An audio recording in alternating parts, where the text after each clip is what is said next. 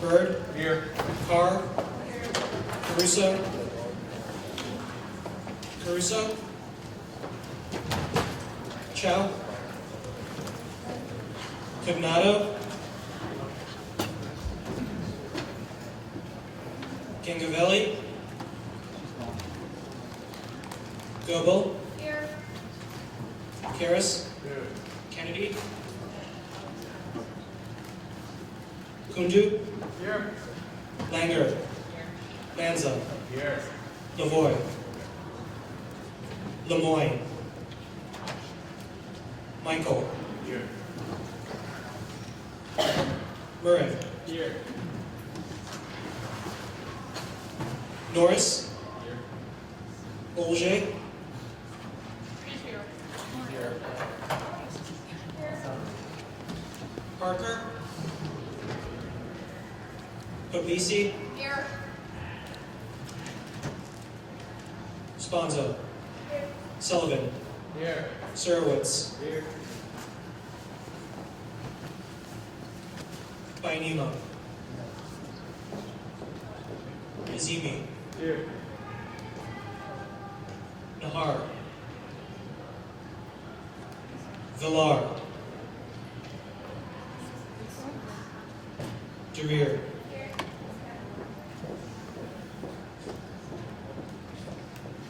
Convoy. Here. Kugler. Here. Rana. Here. Dinkaloo. Here. Electricon. Gopal. Here. Ursella. Conrad. Valverde. Johnny. Here. Riff. Gami. Munkba. Perry. Here. Stern. Here. Zabrowski. Here.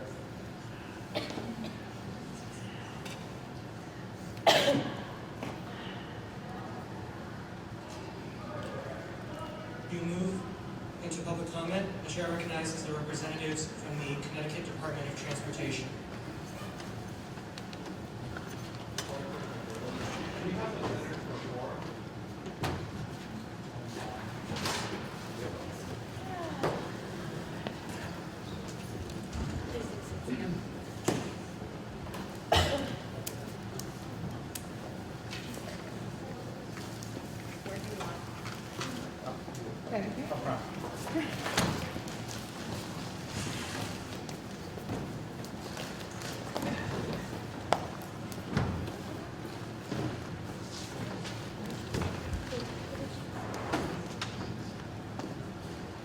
Good evening. Good evening. My name is Lisa Rivers. I'm a transit manager with the Connecticut Department of Transportation and the Bureau of Public Transportation. I've been there about 23, 25 years now. I'm actually a graduate of UConn, so many years ago. And I'm here to talk to you a little bit about what we're planning for an expansion of CT FastTrack service. So what we're doing, we've started CT FastTrack service. It's a bus rapid transit system last March, and we started it in a corridor basically west of Hartford into downtown Hartford. We crossed over into Manchester. So we have a whole system of routes that take advantage of a bus-only roadway to speed up travel time for the riders. And what we're looking to do now is possibly expand some of the CT FastTrack services east of Hartford. And this expansion would try to carry forward as many of the high-quality features of bus rapid transit as possible. Bus rapid transit essentially is taking some of the features of rail rapid transit and applying that to bus. So you look at things like offering a high-level platform for easy access to get on and off of the bus. So you don't have to climb a step. You can just roll a stroller on, roll a wheelchair on, walk right on, walk right off. We have off-board fare collection to speed up boarding, so buses are not waiting at the bus stops. People have paid their fare ahead of time. You have identifiable stations, so they're distinctive looking. You can see them from a distance, and you know that that's where you want to be. you have things that, like branded vehicles. Our CT FastTrack system, the vehicles are very different from the existing CT transit system in the Hartford area. We have frequent all-day service. We have regional connections, so you can go a lot further on this service than you might have gone on some of the existing local buses. So our CT FastTrack services start all the way out in Waterbury, and they continue all the way over to Manchester right now. And this recognizable brand that we put out there has a very high quality, a feeling of high quality to the customers that are using the system. But one of the most important things, I think, on bus rapid transit that we put out there is called intelligent transportation systems. And this is where we can use technology to improve the experience for our riders and also improve our ability to manage the system. So we have things like automatic vehicle location systems on board the buses, and we can use that to monitor the running times of the buses and then estimate when the bus is going to be at your stop. We have automated stop announcements, and we can then again, monitor what's going on in real time, so we are able to adjust our schedules to better match the true running time of any of the routes. One of the important things that we did with our automatic vehicle location system information was we made it freely available to app developers. So Google Transit and Transit app will pick up our real-time information feed and make it available to our customers. But when we look at what we're going to be doing in the CT FastTrack expansion, CT FastTrack in the existing corridor took us a lot of years to build, and it was a big construction project. And I know that my customers right now that are east of Hartford are looking for something sooner than that. They don't want to wait 13 years for us to build a separate bus on the roadway for them. So we're looking at different things. We're looking at what we can do shorter term and what we can do longer term to do something that would take those bus rapid transit features and do an on-street BRT. So it's not a new concept, it's working in a lot of places in the world. And you take features like, you can have traffic signal preference so that the buses can get ahead at an intersection. And if the bus is running behind time, you can get preference and get the light to turn green. You can have queue jumpers. You still have things like those branded stations. You have real-time information at the stops. You have a higher level of amenities at the stations. So we wouldn't be making any changes to I-84 HOV lanes, and we wouldn't, our services to Yukon would basically use only some of the existing park and ride lots until at some point you could put in some new things. So what we've been looking at for an expansion of CT FastTrack, we would have to expand it in phases. Right now we don't have any additional equipment to put new services out there. And we're in the process of, we're out to bid basically. We don't have any available options on any of our contracts. So we're out looking for new bus manufacturers so that we can order new vehicles. Even once we order them, it could be 12 to 18 months until we get new vehicles in place. So being that we wanted to try and roll out some services before 2019, we're looking at what we can do shorter term.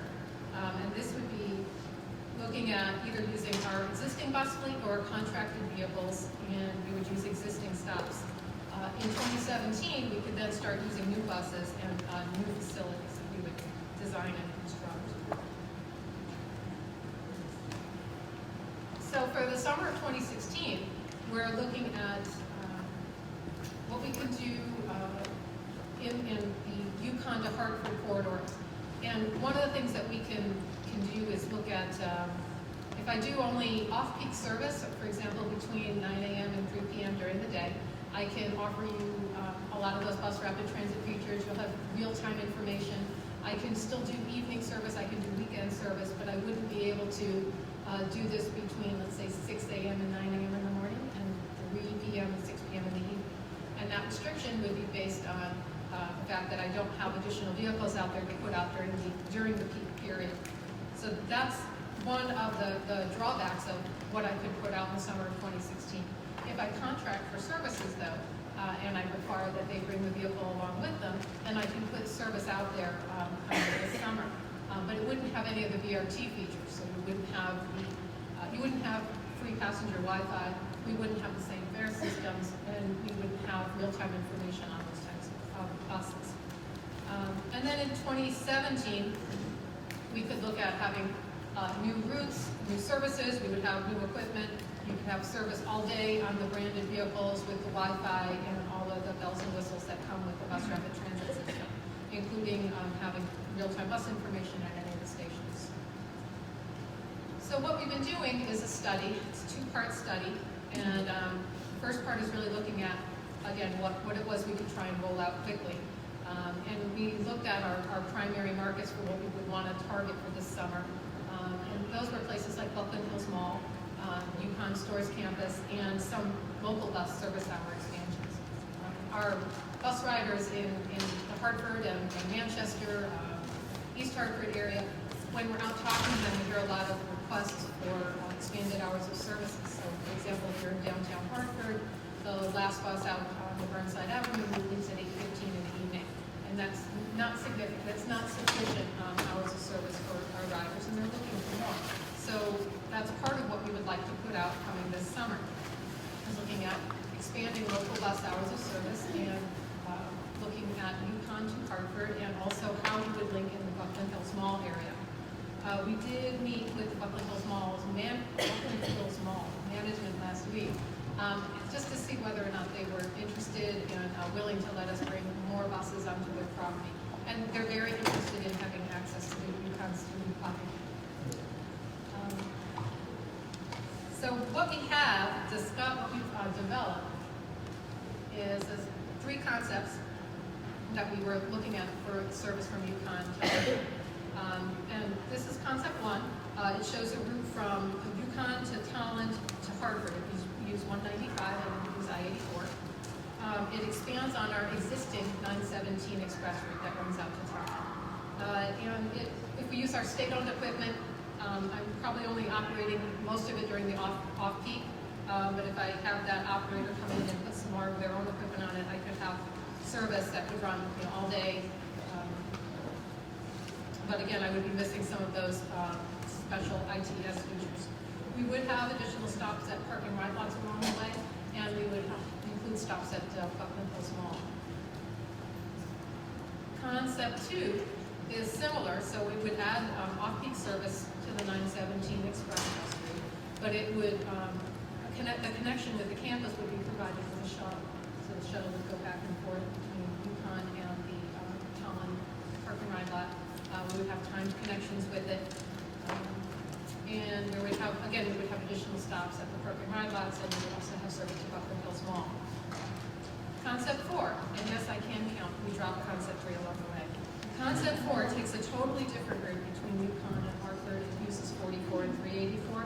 We would still have service to Manchester, but we wouldn't have service to Buckland Hills Mall. The other pieces I just wanted to take some time to show you about the CT FastTrack system. This is some of our real-time information pieces that we have out there. So on the left is your basic phone with the transit app on it, giving you up-to-date information. In the middle are some of the real-time information, things that are out there that we could use at the stations themselves to provide information. And then on the right is just somebody accessing our free Wi-Fi on board.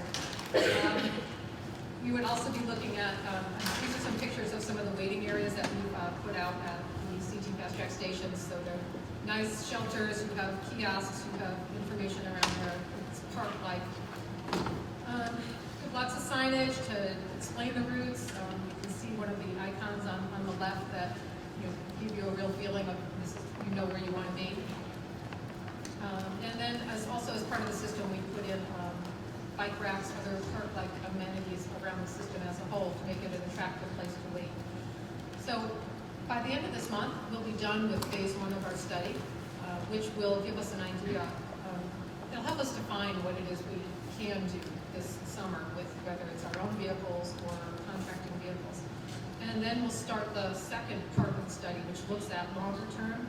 It looks at what kind of corridors we would like to identify to develop for on-street BRT, and what service expansions that would require. And that study would be complete in November. So, do you have any questions for us? Do you have any idea of the extra cost that would take if you if I contract out, just as an estimate for one of our current contractors, when it's, they're using our buses, it's $80 an hour. When they're using their buses, it's $100. How involved is the state legislature in deciding a lot of the factors that we discussed? The legislature certainly does get involved, and they'll apply pressure in certain situations. In this case, we're really working with our Office of Policy and Management. That's really our guiding force in state government. We go directly to them, and if the legislature does have concerns, we normally will try and route those through OPM, because OPM kind of controls the purse strings for our services. Has there been any consideration of extending it down towards Eastern, where Eastern could all benefit from the line, like thousands of workers, and could present? That's actually one of the suggestions that came up. We were meeting with stakeholders, but that was one of the suggestions that came up. I just didn't cover that one. So that wouldn't be for this coming summer. That would be a little further off in the future. Yeah. Is there any talk of using the new bus station storage center? Yes. Yeah. We've had definitely had requests for that. In fact, Town of Mansfield just sent me a letter today requesting that we use it. And I think that might be probably the end of the run at this point. We would also look to serve on campus as well.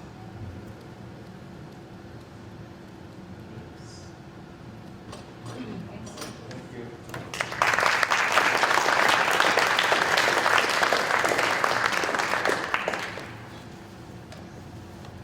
Is there anybody else who would like to be recognized for public comment? Seeing none, we'll move into the approval of the minutes. We have the minutes from the February 3rd. I will entertain a motion. Unless they were out of date, but here. Is there a motion to approve the minutes? One information. Were the minutes added like recently to that drive? When I looked originally at the draft, I don't know. They. Let me double check. I couldn't find them before, so. They were added yesterday. Is there a motion to approve? Motion goes to Bert. Is there a second? Second goes to Go.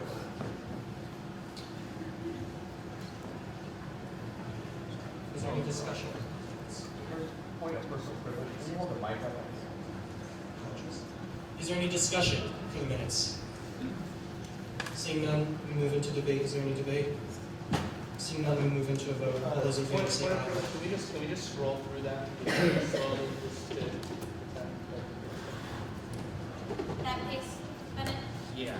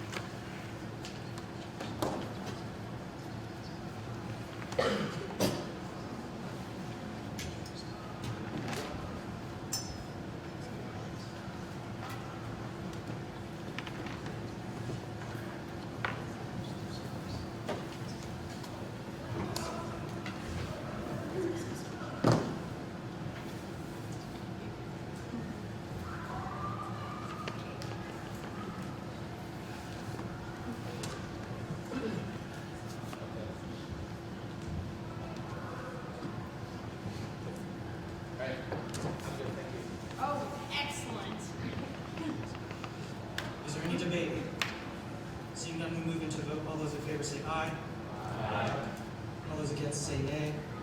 Abstentions? Motion carries. We move into new business. First item on the agenda will be an act concerning legislative funding for a different sponsoring senators, please. Can you turn your mic? Yeah, turn his mic up a little bit. George? I do. Okay. An act concerning legislative funding for a completely different note. Whereas the undergraduate student government is charged with improving the quality of student initiatives through funding. Whereas a completely different note, CDN, was invited to participate in a national competition or showcase after the budget deadline passed. Whereas over 100 groups applied to participate in the AC-A2 competition at the University of Notre Dame and only 4 were selected. Whereas the group needs to reserve their spot in a competition as soon as possible, which is contingent on funding being approved. Whereas CDN will be driving to the airport, parking, and flying to Indiana, and those costs need to be funded by USG in order to attend. Whereas the group is sending 12 members. Whereas the group will be driving 3 cars, 167.6 miles round trip to Logan Airport, totaling 502.8 miles at 54 cents per mile, which is subject to Category D 75% cuts, bringing the amount funded to $203.63. Whereas the group will need to park their 3 cars overnight for 1 night, which costs $40 per car, which is subject to Category D 75% cuts, bringing the amount funded to $90. Whereas the 12, I should say plane tickets, so we changed that before, plane tickets cost a total of $3,686.28 and are subject to Category D 75% cuts, bringing the total amount funded to $2,764.71. Therefore, be it resolved, the undergraduate student government funds a completely different note, $358.34 for their trip to the University of Notre Dame for the AC-A2 competition.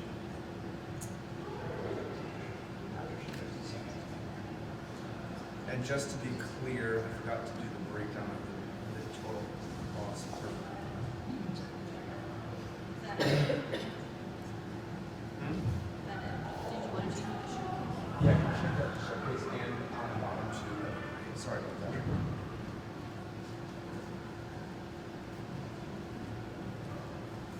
that. The plane tickets cost $307.19 each, just like breakdown, which is capped at $350, so it doesn't go over cap. The chair will entertain a motion. Motion goes to Berg, second. Second goes to sponsor. Is there any discussion? Or questions? Cognado. So, so they're flying there, doing the competition, fly back, so they're not staying away? They are, but the Notre Dame is providing housing for them. They're staying overnight in one.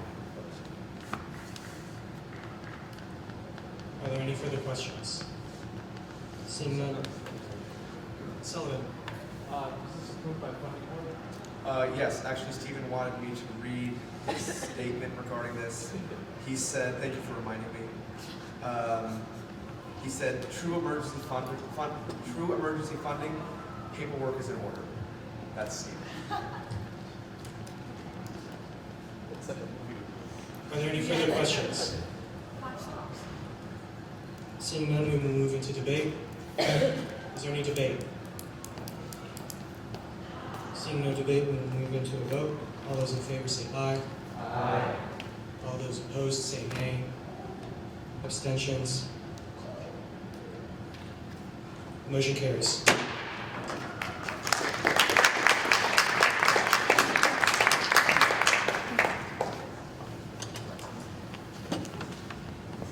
The next item on the agenda is an act concerning legislative funding for the Yukon Morgan drill team.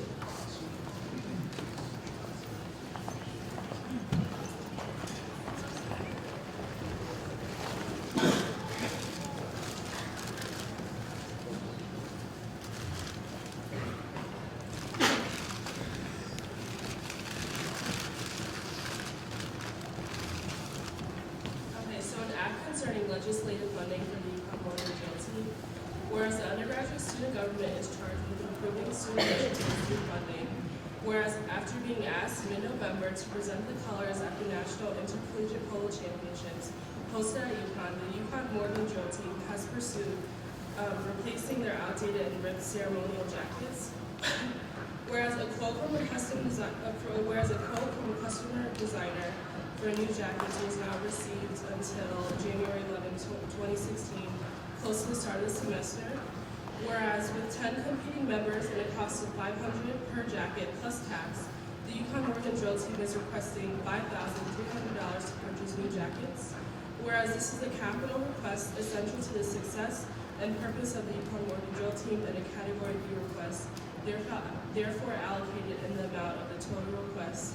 Therefore, be it resolved, the undergraduate student government allocated $5,300 to the UConn Morgan drill team for the purchase of new ceremonial jackets. The chair will entertain a motion. Motion to Coconato, second. Second to Carr. Are there any questions about this legislation? Senator Byrd. In terms of where they're getting their jackets, was there only one person that, or like one company that provided jackets, or was it 3 quotes given because just this $500? Right, yeah. So, I mean, if you guys have anything to add to my answer, you feel free to come up. But they, obviously, I think it's fair to say that the number of designers designing these things in the area is probably not a very large number. But they have, they received a prototype of it too, so they're very nice. And they kind of went off that to get the quote. And so now these are the ones that they're trying to purchase. So because they're custom made, there are other quotes. Are there any further questions? Seeing none, we will move into debate. Is there any debate? Senator Byrd. I want to speak on behalf of Steve Porcello and say that this is true emergency funding paperwork. He doesn't say that for everything in this reading. He wants me to read it. Thank you, Senator. Is there any further debate? Second call for debate. Seeing none, we will move into a vote. All those in favor say aye. Aye. All those opposed say nay. Abstentions? Clearly passes.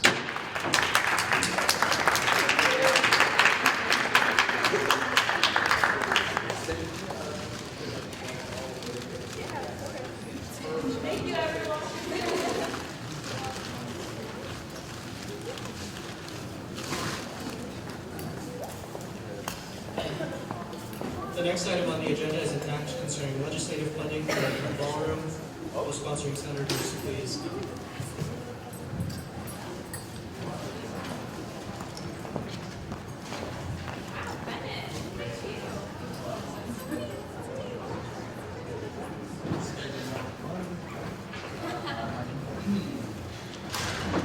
An act concerning legislative funding for UConn Ballroom. Whereas the undergraduate student government is charged with improving the quality of student initiatives through funding. Whereas student government funded coaching is a central component of UConn Ballroom's functions as a Tier 2 organization. Whereas without funding for coaching, the 63 active members of UConn Ballroom would not be able to fulfill their mission of providing spaces to learn American and international styles of ballroom dance. Whereas UConn Ballroom utilizes 2 coaches, one at $90 per hour for 3 hours each week over 12 weeks, and another at $90 per hour for 1 week each week for 12 weeks, 8 of which are being requested for funding, the other 4 being paid for by members of the club. Whereas UConn Ballroom's classes are accessible and advertised to all students, therefore falling under Funding Board Policies Category A with funding at 100% of the total request. Therefore, be it resolved, the undergraduate student government allocates $3,960 in coaching fees for UConn Ballroom. And I'll motion. The chair will entertain a motion. Motion to Coconato, second. Second to Ali.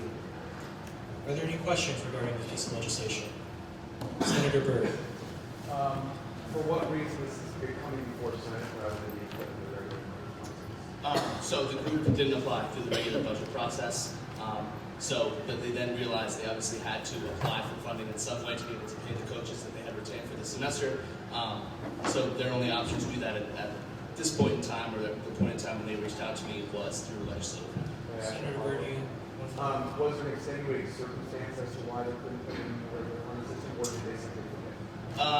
There weren't any extended running certificates, so they just didn't go through the regular process. Senator Murray. Yeah. Comptroller Rana. Yes, sorry. But has the coach served any hours as of today? Yes, they've been having meetings since the beginning of the semester, right? Are there any further questions? These are the coaches that they've used historically. They have letters of intent from the coaches and all those documents that are required for the regular budget process. It just wasn't submitted through the regular budget process. So all the documents that would be required for something like that are here, and it's now. Senator Sponso. So just to clarify, they've been paying the coach the entire semester and are asking for retroactive funding? I'm not sure that I can say they've paid the coaches yet, but they're retained the coaches for this semester. So They they've would have had to they've apply. used it. Yes, these are the coaches that they've used historically as a club. Senator Surowitz. Do they have a representative here? Yeah, there's two of them in the back, Alex and Ed, right? You guys can come up if you'd like. I don't know if you guys have questions for them specifically. Senator Byrd. This is a question that I'd like to direct at Comptroller Rana. If they, let's say they haven't paid their coach for the 4 weeks of this semester, but they've accrued those costs and having them work for them, is that retroactive funding? So in this instance, I would say yes. So we've had similar cases in the past where organizations ask for the duration of the entire semester, but we can only pay for services that have already been, we pay for services that are previously approved, if that makes sense. So in this instance, or to take an example of a coach that we had, or a legislative request we had a couple semesters ago, where the individual, they requested funds for the entire semester, but had already been using the services of that individual prior to the request. The Senate voted on only approving from that date forward rather than dates that are. Senator Sponso. So, I'm just trying to think, so if this were to not go through, would they have to stop the use of their coach, like senior ground or Well, we're hoping it goes through. But if it doesn't, then, I mean, yeah, the coaches, essentially, the letter of intent required to apply for funding, which they retained for the semester, that would be required for regular funding, is essentially a contract that says that the coach is doing this work, doing this coaching for a certain amount through the semester. That's what they're seeking funding for. I assume it would have to be passed on to members of the club. Do they have members within the ballroom that are registered with the system? Yes, there's 63 active registered members. No, I mean like registered to participate in the funding system, like to Yeah, they would have had to have filed for a disbursement request, which would have required them being in the system. Senator Byrd.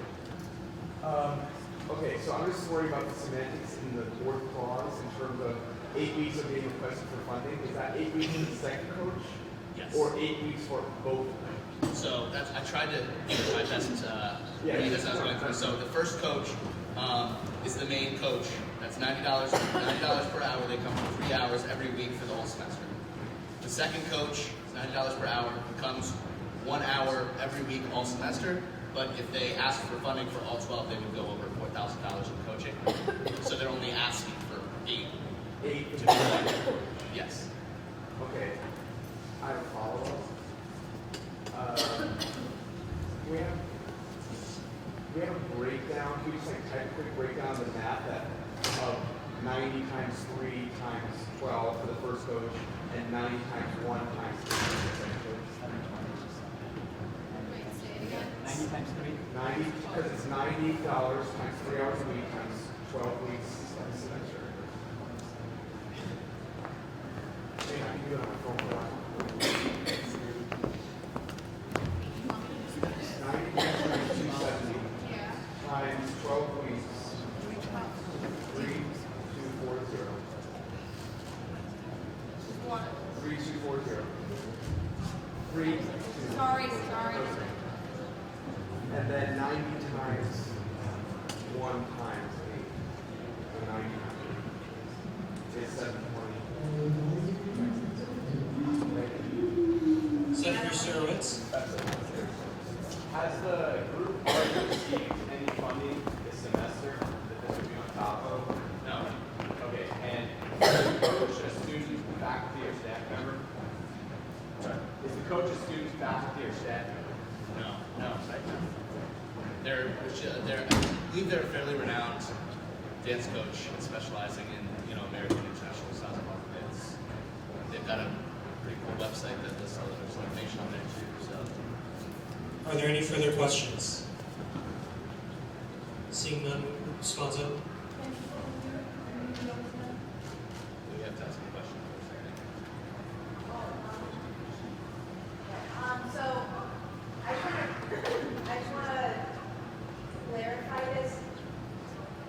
Does the group have a plan for paying for this, or any other means of paying for this, if this were to happens? I mean, speaking in terms of legislative funding, it's, any group that has retained coaches and comes and asks for funding from USG, USG has the right to say no to that legislation. But just like any other group that have retained coaches for the semester to make sure that they can start their meetings on time, they have to make sure they can pay those coaches, right? So any group, whether it's UConn Ballroom or any other group, whether they have the money or not, it's going to have to pay the coach. So I think they maybe with some member fees and stuff like that they would have to pay the coach because the coach signed a contract and they signed to be able to pay for them. But obviously it would be very unfortunate for them if they didn't get the funding for the So I'm coaches. just saying, if they were to, so if they couldn't pay, they would, they would obviously have to find a way to pay for what they've already, what the coach's already done for them, but if they lose the coach, I'm assuming if you guys want to speak specifically on this, you can. You don't have to. But I'm assuming if they don't pay the coach stops coming. yeah, but I mean, there are ways of like fundraising and things like that, I just want to know if they have any means of doing that, or if there's any chance for that, if they. No, currently they're anticipating getting legislative funding. So if they don't, then they'll have to go from there. But they don't have a plan to raise it another way. Senator Sherwitz. Would the group like to speak on their own behalf? Would you guys like to speak on any of those points?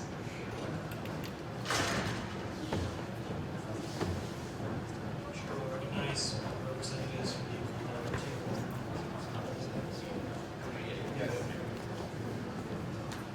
So what was the question that you wanted them to answer? Would they, I asked if they'd like to speak at all. Oh.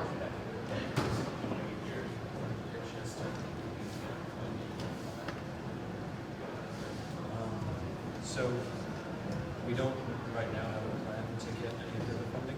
Right now, we already do have some money put aside because of membership dues and all of that, but that normally goes towards competition costs. We try to make so members are more able to pay for those in the future. Should we have to pay for this coaching ourselves, all that money that we usually put towards competitions would be put almost strictly to the coaches and make it so that we would only be able to do basically our weekly meetings and almost entirely cut out the competition part, which is really cool. Are there any further questions? Senator Sponzo? Do you have any, I'm happy to, and I don't want to say but I'm happy to support you guys because I don't want you to have to give up for any competition. That seems like it would be really unfortunate. I just want to know, do you have any ways of preventing this from happening in the future, just so we don't have to have like any more confusion, or so you don't have to not be sure whether or not you're going to be able to have the money to have like people in the funding system, and now you know how to use it, so that next time that this happens, it's good. Basically, just be on time. That was our big problem was just that we weren't on time with it. We didn't realize until too late that we hadn't submitted our budget. So it means that we had to do it to try and get that, and that was related to the funding. This semester we know the ropes now because we've fallen off them once. So now in the future it's just making sure we see that deadline and Parliamentarian Puglisi.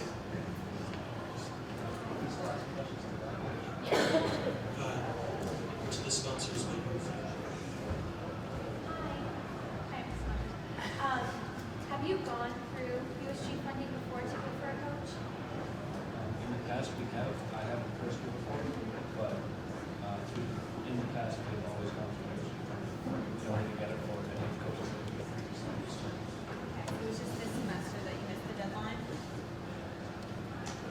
Are there any further questions? Seeing none, we'll move into debate.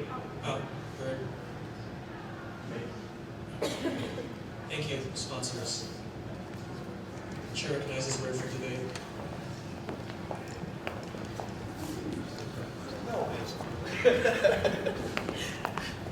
Okay, first I want to read what Stephen wrote. The paperwork has been ordered, and it is up to Senate to decide whether we should fund a group that forgot to submit a budget. That's what Steve, so that's me speaking on behalf of Steve. In terms of myself, I'm going to explain this person and do what I'm going to do in a second. So the group forgot to submit a budget, and because of that, they knew they forgot to submit the budget, and they knowingly signed a contract with the coach without secured approved funding. Therefore, any time, I believe, as Comptroller Rana has said, because they didn't have approved funding, any time they worked with the coach under a contract is retroactive funding. So, I think I'm going to motion to amend. I don't think I support this piece of legislation overall because they forgot to submit a budget, and you guys know how I am. But I would rather, if it's going to pass, not also be retroactive. So I'm going to motion to amend, and I may need a minute to do this, basically take away 4 weeks of funding from the first coach. Okay. So you want me to do for 8 weeks, or of which week? That would be 270 So 4 weeks of what is this? Becomes 31st goal.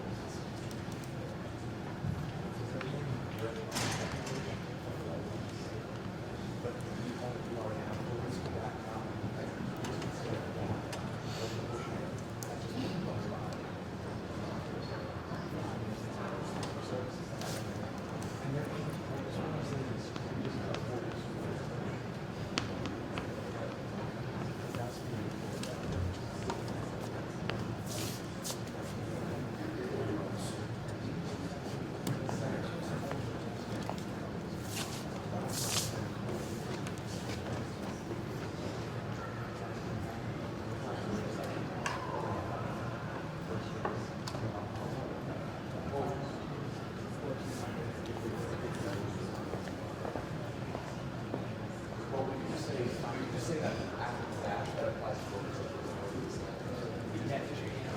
Okay, what?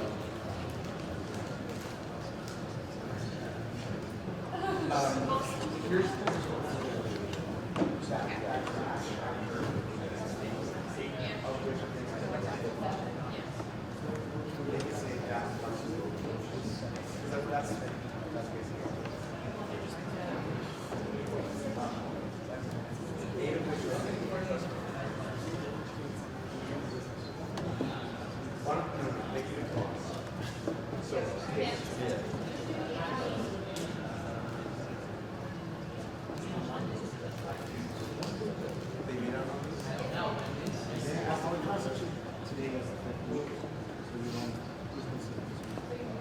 Because they submitted it a week prior.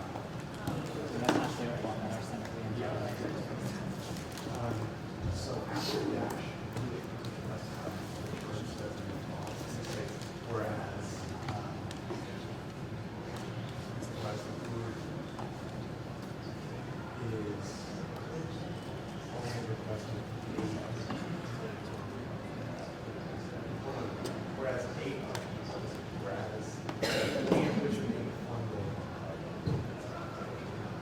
Wait, why don't I just change each time it's called 8 so that it. Because they're still applying for 12.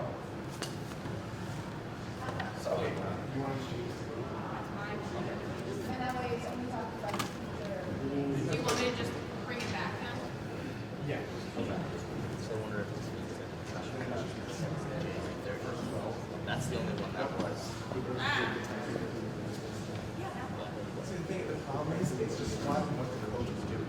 So if you change it to 8 weeks, it doesn't properly describe what just get confused. Any way to like get that hard date just so I'll be really comfortable saying.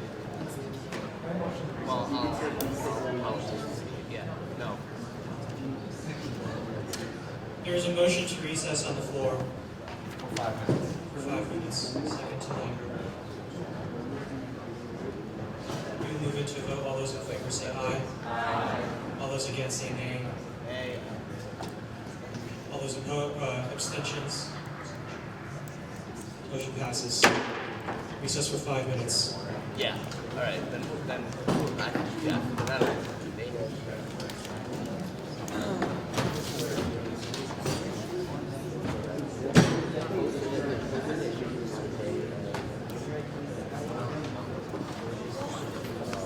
oh wow.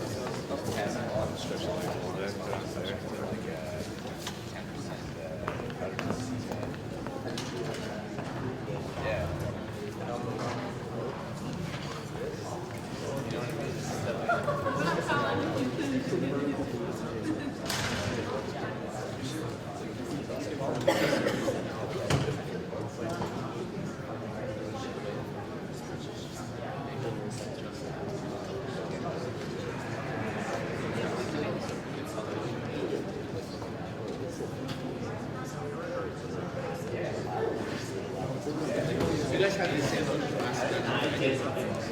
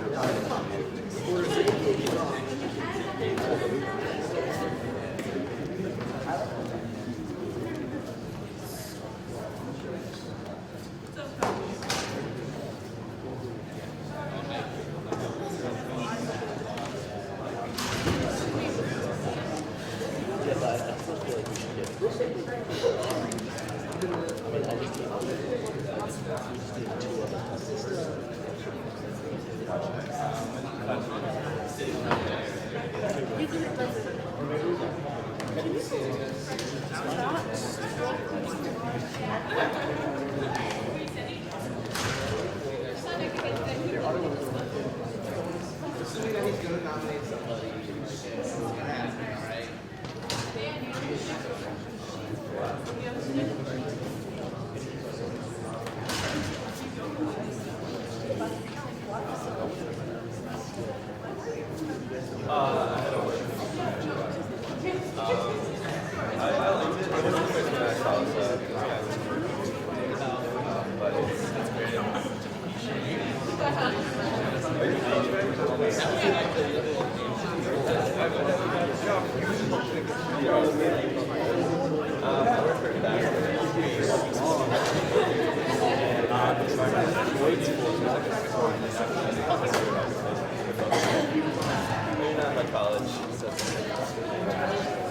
Are you going back? Oh my god.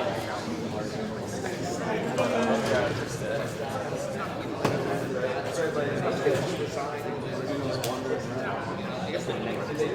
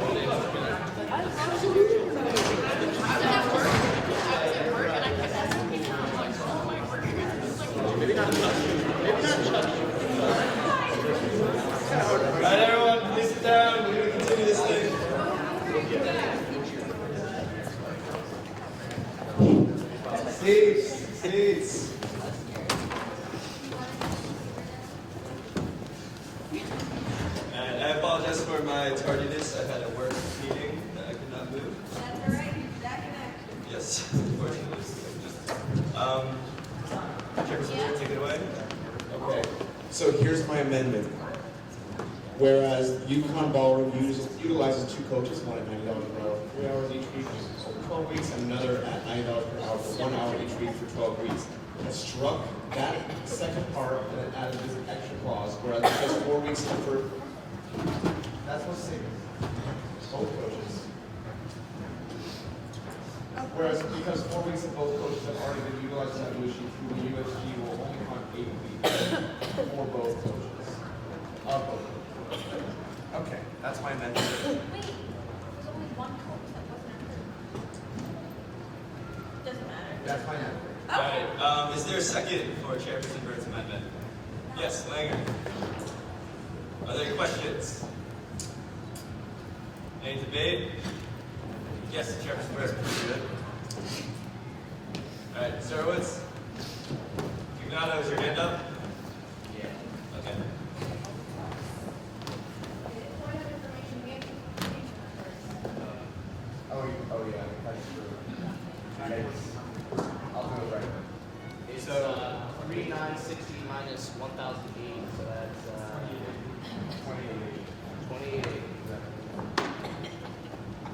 So, I think that we should not support the amendment because I think a lot of groups come in here and the reason that they need funding at legislative is because they just messed up. And I think this group was pretty straightforward and said we just messed up instead of trying to tell us a sob story. But we approved it in the past for most groups and I don't think they're any different other than they didn't tell us a sob story. So I think we should approve it in its original form. Thank you, Senator Zerowitz. Senator Ignato.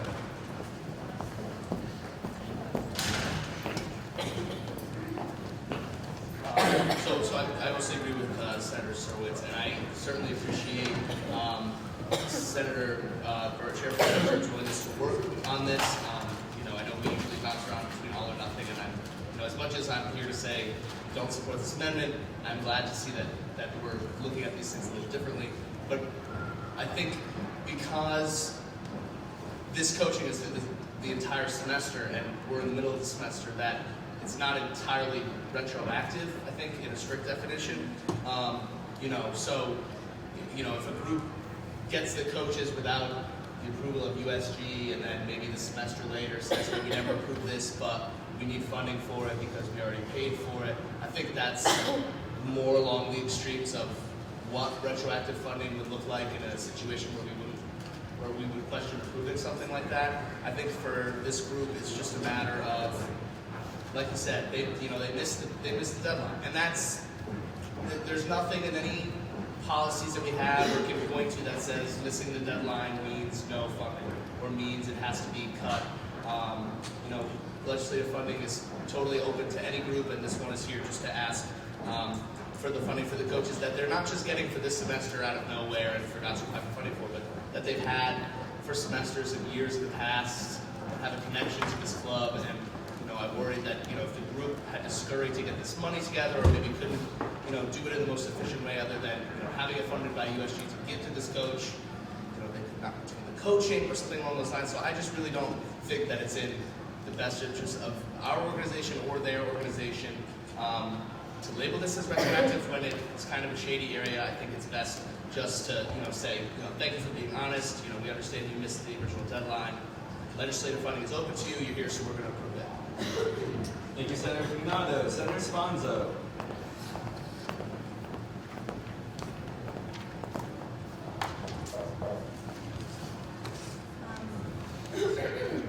I want to commend Senator Byrd, Chairperson Byrd, for his amendment. I think that's a great amendment.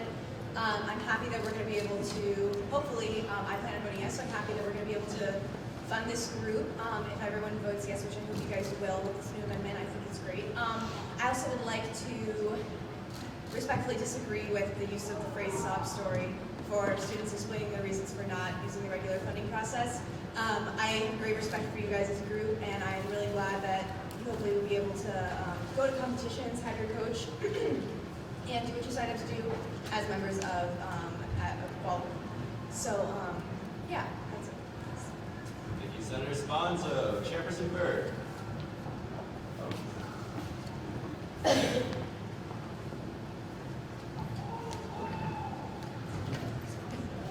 so as most of you know, I'm not usually for, and I'm still not for, funding groups that are, that forget to submit a budget.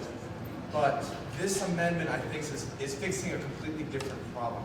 That it's an even more dangerous precedent to, and I know you guys don't, a lot of you don't like this word, but it's a more dangerous precedent to start funding things retroactively. This is retroactively. They started using a product or a service before it was approved. They signed a contract expecting USG funding without having granted them approval. Now imagine if a group was going on a trip and they bought plane tickets before they asked for funding. If that went through funding board, the regular funding process, they would have been outright denied, because it's not an appropriate way of bookkeeping and it's not an appropriate way to do a budget. So we have to be responsible to our own budget, and we can't let groups come in and say, we have already started using this, but we want to pay for it now anyway, later on. So this amendment is fixing one of two problems. The one I think is a bigger deal, that we can't let groups start coming to Senate and say, we're going to retroactively get funding for something we already used without USG approval. That is something that USG Senate, to my knowledge, has never done since I've been here. We don't want to start now. I may be wrong about that, but I'm pretty confident USG does not, or Senate has not, since I've been here, funded retroactively. So please vote yes on this amendment, so that at least if this goes through, it's not retroactive and it's only, one province. Thank you, Chairperson Byrd. Parliamentary.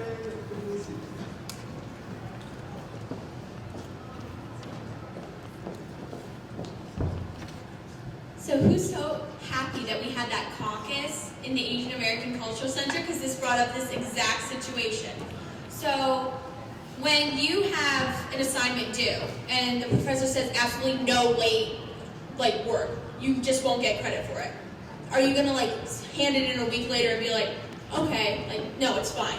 I understand that things happen, and I totally get that, sometimes it's a new process, it's a learning process, but this is my point. I think this kind of falls on us. Why did they miss it? I mean, we need to send out those emails. We need to make it known, this funding process better, be known. What are you saying? I'm raising my hand. Yeah. Oh, okay.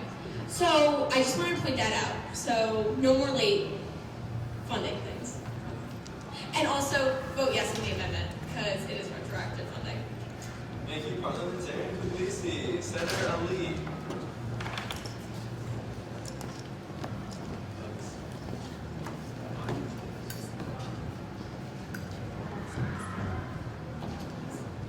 Hello, everyone. So in terms of furthering school initiatives, I think that funding them fully and not approving them is fast, because remember to Senator Ali, can you speak a little louder, please? There's a noise from listening. Well, right, it's playing.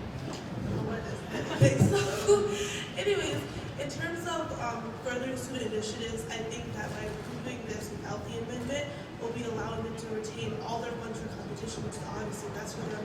I also don't think we should be imagining plane tickets or late homework. We should be just staying on this problem by itself and not worrying about other things that might arise.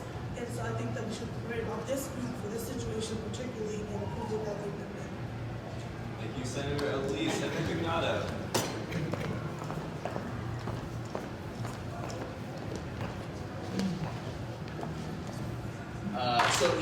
I respect everybody's opinion about what exactly is doing retroactive funding. I apologize that I kind of left something out, though. I just want to point out that Alex, the president of the club, did reach out to me after speaking with Stephen through an email on December 16th, 2015. So this was a month, or a little less than a month after the deadline passed, before, I think, maybe a couple days after the fall semester ended. So, yes, in terms of official approval through the Senate or the funding board, obviously it wasn't going to get approved by the funding board before they started using the coach because they missed the budget deadline. Couldn't have been approved by us because, like I said, if it's retroactive, they were there. pursuing that funding from Stephen, who directed him to me by December 16th. So I think, again, not to say that you can't think that it's retroactive and vote for the amendment according to that, but that, again, I'm going to stress that it's a gray area, that I don't think that we need to say that, yes, this is the kind of retroactive funding we need to be vigilant against. I don't think this is any kind of, slippery slope or bad precedent or anything like that. I think it came to us beforehand. It takes a while even to set up legislative funding. That's how complicated this process is for some groups. I think that's totally valid. I say no on the amendment and give them full funding. Yes. I don't know if this is out of order or not. Can you yield to the offer of the amendment about why the city Senate sooner? Yeah, I can just say in terms of like all three pieces of funding that I'm submitting tonight, we need to talk about this. I've got to correspond with Stephen. Stephen in one instance had to add some people into the funding system, and then they were added, and then they weren't connected to the group. So it's, you could even point the finger at me and say it just took me a long time to get it together and to get figured out what needed to be done. It's because it's a tricky system. But. All right. Chairperson Byrd.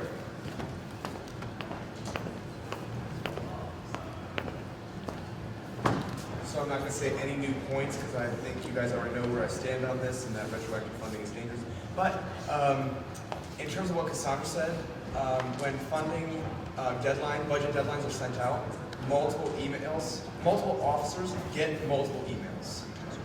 So to put the fact that they missed the deadline on us, I think isn't really truly representative of the situation in that this isn't like the CFO gets one email saying this is your deadline. If they happen to miss that email, then they don't know when their deadline is. Multiple officers get multiple emails about their deadline. There really is no excuse for missing a deadline. And I know that's not even about the amendment, that's just what Cassandra said. I strongly support the amendment because I wrote it. Thank you, Chairperson Byrd. Would anyone else like to be recognized for debate? Comptroller Rana. So just to read for you guys the Tier 3 funding policies that we are obligated to as USG. Financial decision says all expenditures must be approved in a meeting of the organization documented in minutes before payments can be approved. So what that's saying just is that for any payment, For Tier 3? yeah, Tier 3, we are Tier 3 in terms of making the payments. Giving out money. Yeah, because we're The money is coming from our account. So, yeah. Point of personal information, does that mean, and I know I've heard this before about other legislation, that SAGO may not even let this go through? Yes, So it says there's a right new there. debate. Individuals who commit funds without prior approval by the organization, governing body, or organizational officers authorized to approve the expenditure may be held personally responsible for payment of goods or services. SAGO will not pay for such expenses without proper organization. Point of information, we funded retroactive. No. Even last year, no? We went over caps, we never went back. Didn't we? And what's it, I would point of information, the one that I remember being retroactive, we denied it because we were told that SAGO would have said no. Which is the point that Parks is making. In the last part where you said without organizational approval, would that be like that be us that we approved it? They will not pay for such expenses without proper organization. So we would send it supporting an entire legislation, needs proper organizational approval. Trying to figure it out. All right, let's bring it back. Yeah.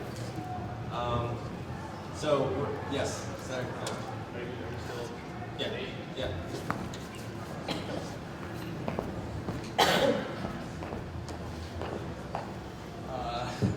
Again, I respect your opinion if you think this is retroactive and you think that we shouldn't be doing it.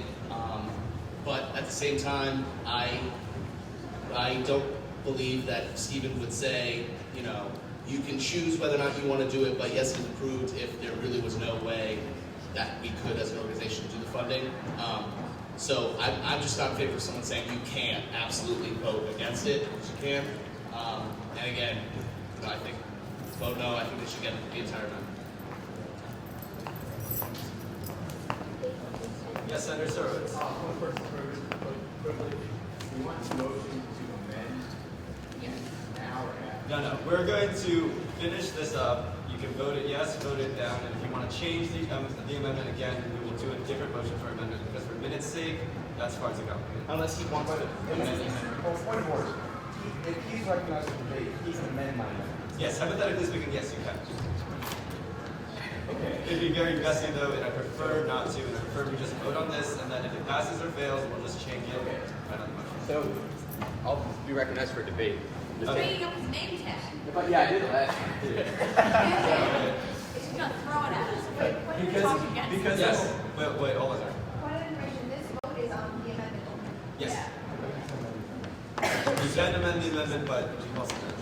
Okay, so because it's like a contested issue and both sides have very valid points, what I would recommend or attempt to do is motion to amend that amendment so that the difference is cut in half and two of those are not paid for. Realistically, we could say that, you know, they could only get this act of legislative funding here so quickly, so we can reasonably say that some of those are definitely paid for before they even, you know, really try to make the attempt to get here. But I think it could be good for everyone if we kind of split it halfway. So. All right, is there a second for his motion? Senator Service, you're going to need to specifically write down what you want. So the amendment would be USG will only fund 10 weeks for both coaches, and I would change it to say, whereas because certain weeks of both coaches have already been utilized without USG approval, USG will only fund 10 weeks for both coaches. So instead of 4 weeks, it would say certain weeks, and instead of fund 8 weeks, it would say fund 10 weeks.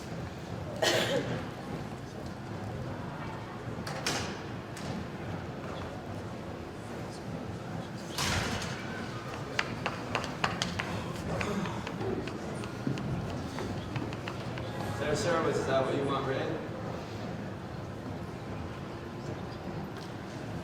Yes. All right, is there a second for Senator Surowitz's motion? Yes. Senator Burr.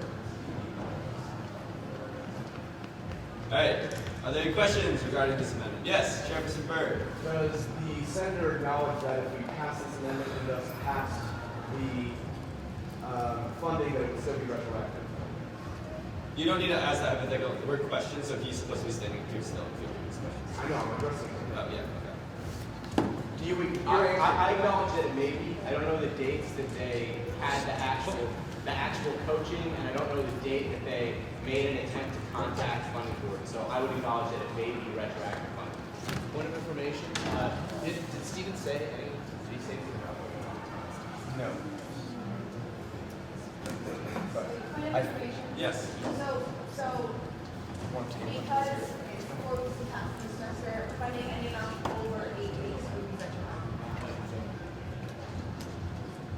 Because they need it for 12 semesters entirely, or weeks of passes, or if you fund any more than 8 weeks, we're funding things that have already been. Yeah. So they were funding trying to be 2 weeks worth of retroactive, and they don't do retroactive funding. That's just my point. Okay. We're going to bring back. Yes, Senator Kundu. I just have a question. What is the rationale between 10 So All right, Senator Surowitz, you stand up here, please, because for the questions portion, you're still supposed to be up here. Thank you. And guys, when you ask your questions, can you please say it a little bit louder? The noise next door is kind of harming my ability to hear.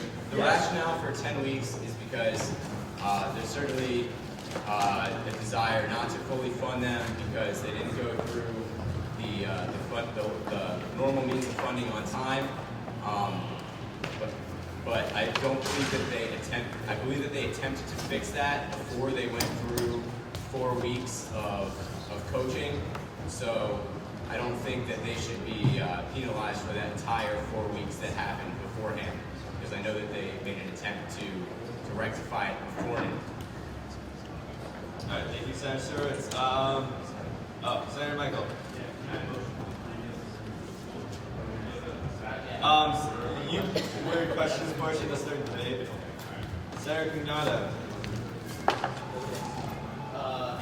So, can I just ask a clarifying question that you were saying when other members of the Senate asked about retroactive funding as being without the approval of the organization, that Stevens directed to them to apply for legislative funding essentially was the kind of de facto authorization for them to proceed in a different way to get the funding for those coaches before they started being signed. Is that correct?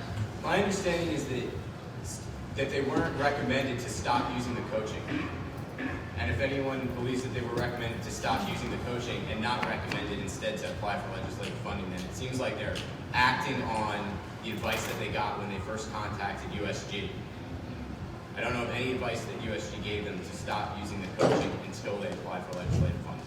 And it's certainly part of it, certainly retroactive. Make no debate on it. Are there any other questions for Senator Sponzo? Sirowitz, my apologies. I was looking at What about the it's the essence? Senator Cunado, my apologies. I guess this is so much of a formal question then, but if that's the argument, then would you consider withdrawing this amendment to the amendment and simply voting no on the original amendment and voting for full funding of the request? Well, I support my amendment because because I think there's really valid points on both sides, and I think this is a compromise that we could potentially come to on this issue. All right, any other questions for Senator Sirowitz? All right, seeing none, we'll move into debate. Yes, Chairperson Byrd. Not that you wanted to?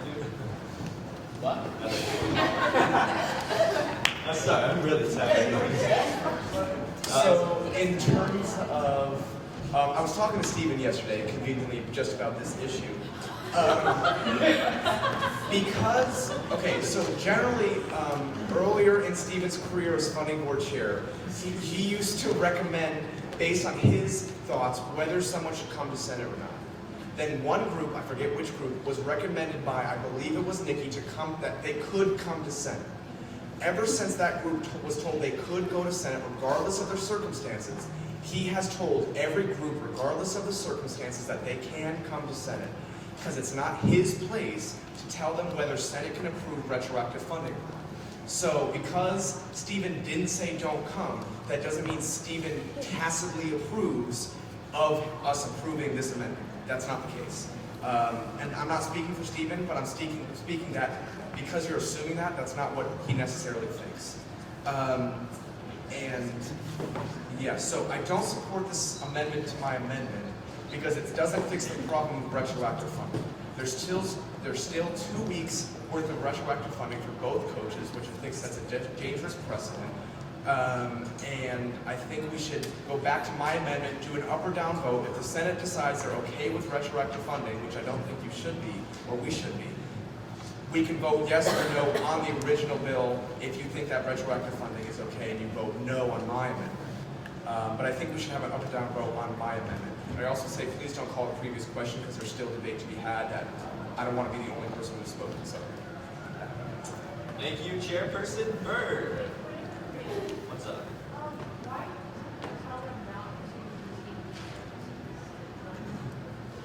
I would yield to Chairperson Porcello because I'm not sure about the details of that case. I'd like to say Steve Porcello is coming to able this and technically good. Okay. Yes, Senator Lanza. Well, this is questions. There's still questions. Oh. No, we're in debate. Don't go crazy. Come up. Sorry. Oh my God, a new fresh place. No, it's pretty fresh. Regarding the amendment to the amendment, I just think this kind of, what we're debating right now strikes me as a matter of principle. And if you disagree with retroactive funding, I really think you should probably still disagree and have this much retroactive funding. That's my little, that's pretty much all I have to say about it. Thank you, Senator Lanza. Well said. Would anyone else like to be recognized for debate? Senator Sponzo, yes. Yes.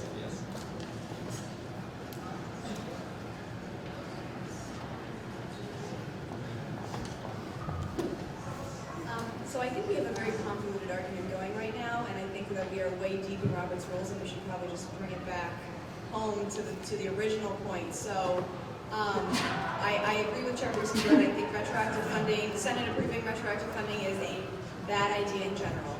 I think that we are on the cusp of having some very productive and very comprehensive funding reform. I think that Senate has been making really good decisions lately, and I think we should continue that trend. That being said, yeah, I have to disagree with the amendment to the amendment. I think to just keep it clean, vote for the original amendment, vote no to this amendment, vote yes to the original amendment, and give the group funding for the services that they've not yet had. Yeah. Point of personal privilege, can we get that straight? Would anyone else like to be recognized for debate? Alright, seeing none, we'll move into a vote. Remember, we are voting on the bottom, whereas because certain weeks of both coaches have already been utilized without USG approval, USG will only fund 10 weeks for both coaches. That's what we're voting on right now. And this isn't passing it, it's just putting that on the piece of paper. Alright, all those in favor, please signify by saying aye. Aye. All those opposed? Nay. Anyone want division or no? No? Alright, that really fails. Erase it. Erased. Alright, we'll now resume a debate on Chairperson Bird's amendment. Would anyone else like to be recognized for debate? Yes, Senator Corrado. I'm going to put Bird on the list just for fun. You know, unless Stephen walks through that door in the next 30 seconds and says, no, we absolutely cannot retroactively fund them, I just don't think we're in the middle of the semester that they're getting the coaching for. I respect the argument, I acknowledge the argument, but I disagree, and I would ask that we vote no on this amendment so we can give the group the full amount that they're asking for. I think Chairperson Bird wants to speak. Yes. This is surprising. And I'm not going to respond. I'd like to motion the piece of legislation as Stephen Porcello is officially on his way. So I'd like to motion until after Stephen comes back to this chamber and after we've completed whatever legislation we're working on. Chairperson Bird, I'm going to recommend that you motion to table this to below an act concerning legislative funding for the climbing team so we can not waste anyone's time. So, you have to say. Yes. Motion. Okay, second. Langer.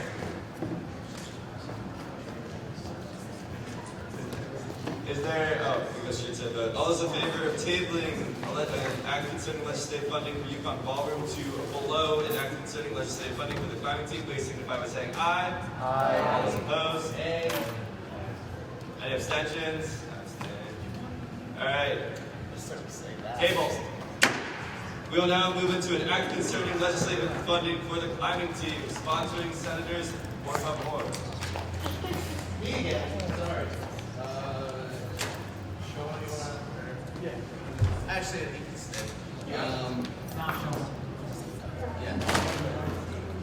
funding. Whereas Yukon Climbing is requesting Whereas Yukon Climbing is requesting funding for mileage costs to 3 local competitions and 1 regional competition.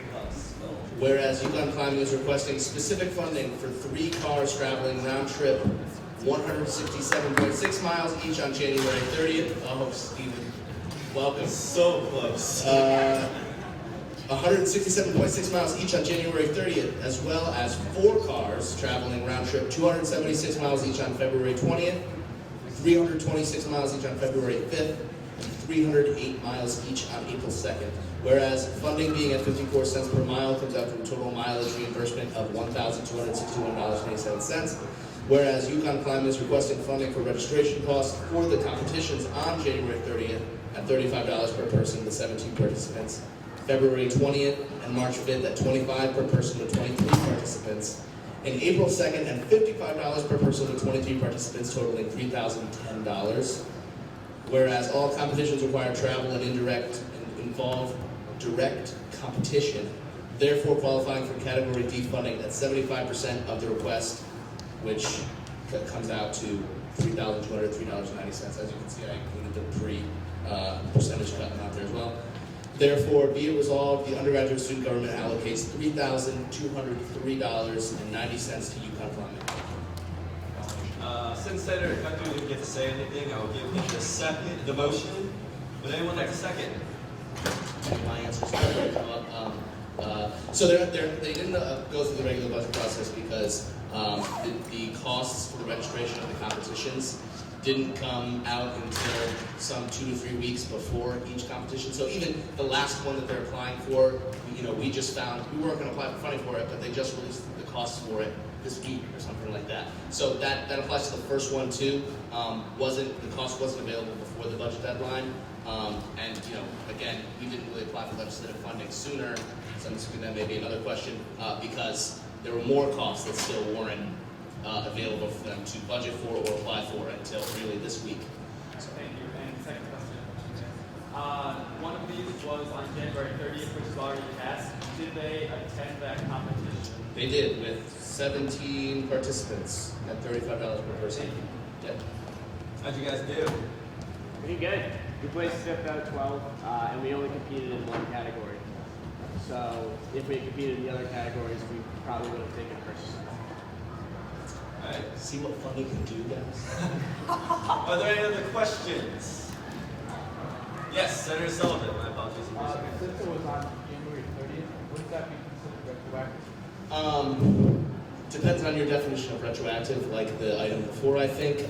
But like I said, because their competition fee for that January 30th climbing event wasn't available before the budget deadline, again, it comes down to, could they have estimated the cost of the attendance and then budgeted differently? It gets down into the nitty-gritty of the process, which again, can be very complicated. I know for the CFO that I worked with from the group, when we went to submit the funding request into the site, he wasn't even registered on the site, even though he should have been. So then we had to get him into the disbursement site. Then we had to still tie him to the group. So it was a very patchwork process, in addition to the fact that the costs weren't available before the regular budget process was. And they did submit a budget, by the way, through the regular budget process. It just didn't include these costs, they didn't have them in. Yes, Lanza. When did the fee for the January 30th event, when did that become available? We received confirmation for that on January 2nd. So if you didn't hear, they received a confirmation, the cost to register for that on January 2nd. 7th. I obviously didn't. Senator Sponzo. Why didn't they have access to the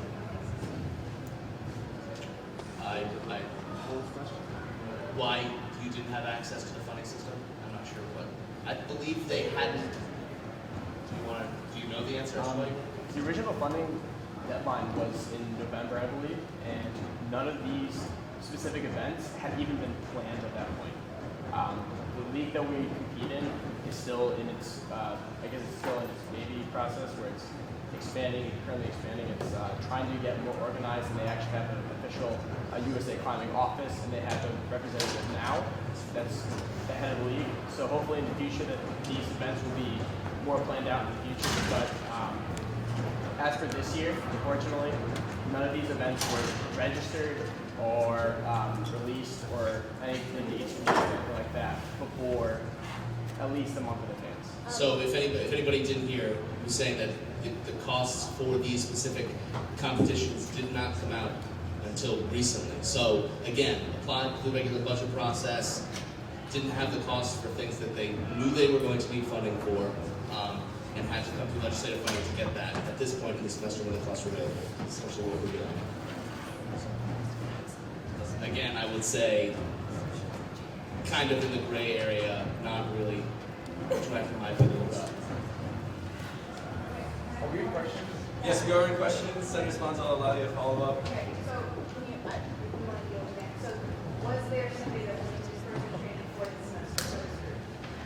Yeah, I assume yes. That's not They seem to be shaking their heads. Yes. I think that's a good thing. Senator Surowitz. Yield. But Yes. can I just respond and add on to the question about the disbursement system? Because again, that system that they were trained in and all of that went to use it to submit for the request, and the CFO wasn't in the system when he tried to log into it. Had to be added to the system, and then once he was in the system, wasn't connected to his group, so he then had to connect it to his group. All right, I'm going to ask everyone once again to speak up a little bit louder because they seem to be getting more excited, as are we. Chairperson Bird. I just want to be clear. This event has already. Is this a question? This event has already happened. Yes. January 30th, if you were wondering, was some 17, 18 days ago. Okay, we'll continue. Yes, member from the climate team. It's good to speak. More go time. It's good. Absolutely. In regards to the topic on whether or not this is considered retroactive funding, I believe that we'd like to point out that each of the competition, is specifically the 30th, has already been paid for. Our members took it upon themselves to pay for this, not knowing that there was going to be funding in the future. I believe that retroactive funding, or the term retroactive in itself, in order for that to be applied, there has to be some form of, I guess, there has to be no funding originally. So like the thing has to be not paid for. I guess you're in the example that we had in the last debate, I think it was for the ballroom. The item was they had planned that they were going to be paying for it. However, they had not been paying for it while that service was being applied. And so I think this situation is completely different. Whereas the actual competition that we went to was already paid for, and this funding would just be a reimbursement rather than retroactive funding. Oh, that was good. Thank you. Yes, Senator Sponza, another question? The fees came out after the event happened? No, the fees for the registration for the competition came out well after the budget for deadlines. So they submitted a budget for the things that they were going to need to pay for as a club this semester, but couldn't include, we need this much for competitions we don't know the cost of it yet. That wouldn't be approved if it was submitted in their budget. So now they're saying, well, we have money in our budget, we're trying to send members, we're trying to send our whole team to these competitions. We're just now getting the cost. How do we apply for these costs now? Legislative funding. I believe what is happening is that the climbing organization and climbing competitions is a relatively new thing that UConn is participating in. So the organizations that host them are posting these things like very short advance, and that's why the timeline is a little short. Yes, Chairperson Berger. I'd like to clarify, the representative from the club said that they knew the event competition. When did they know, at what point did they know? January 2nd. So it was after the time that they submitted their budget. They submitted their budget in November. Anyone else? Questions? Yes, Larry.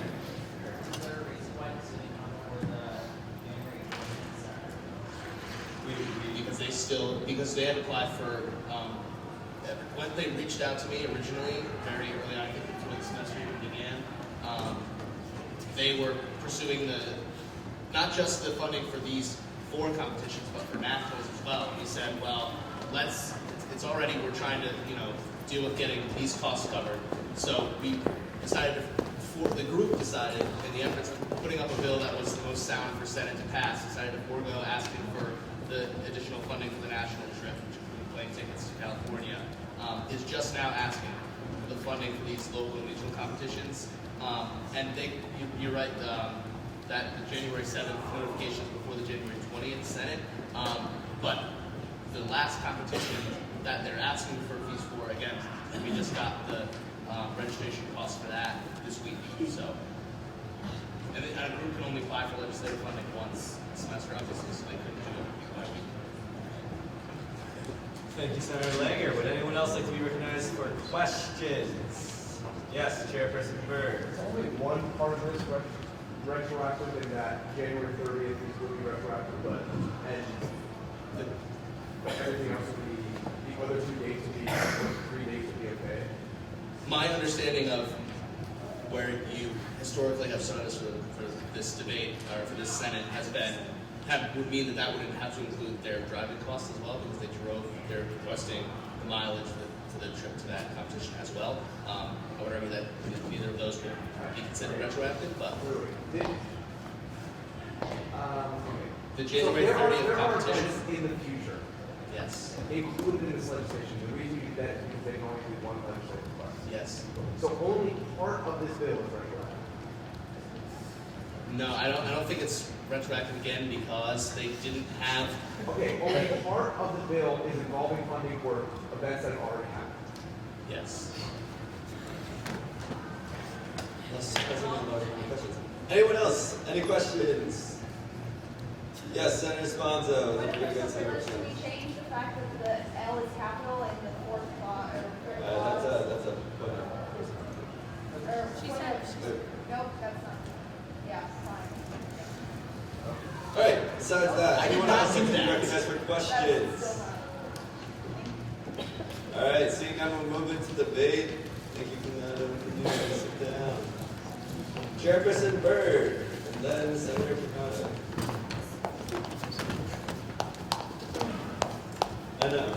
So I have to respectfully disagree with the representative from the group in that retroactive, especially if you've already paid for the registration fees or the mileage or whatever, that is retroactive. So you can have 2 types of retroactive. You can have you already did the event but you haven't paid and you want to be reimbursed. That's retroactive. But also if you already paid and you're asking for direct reimbursement to each student, that's like extremely retroactive. That's like even more dramatically retroactive.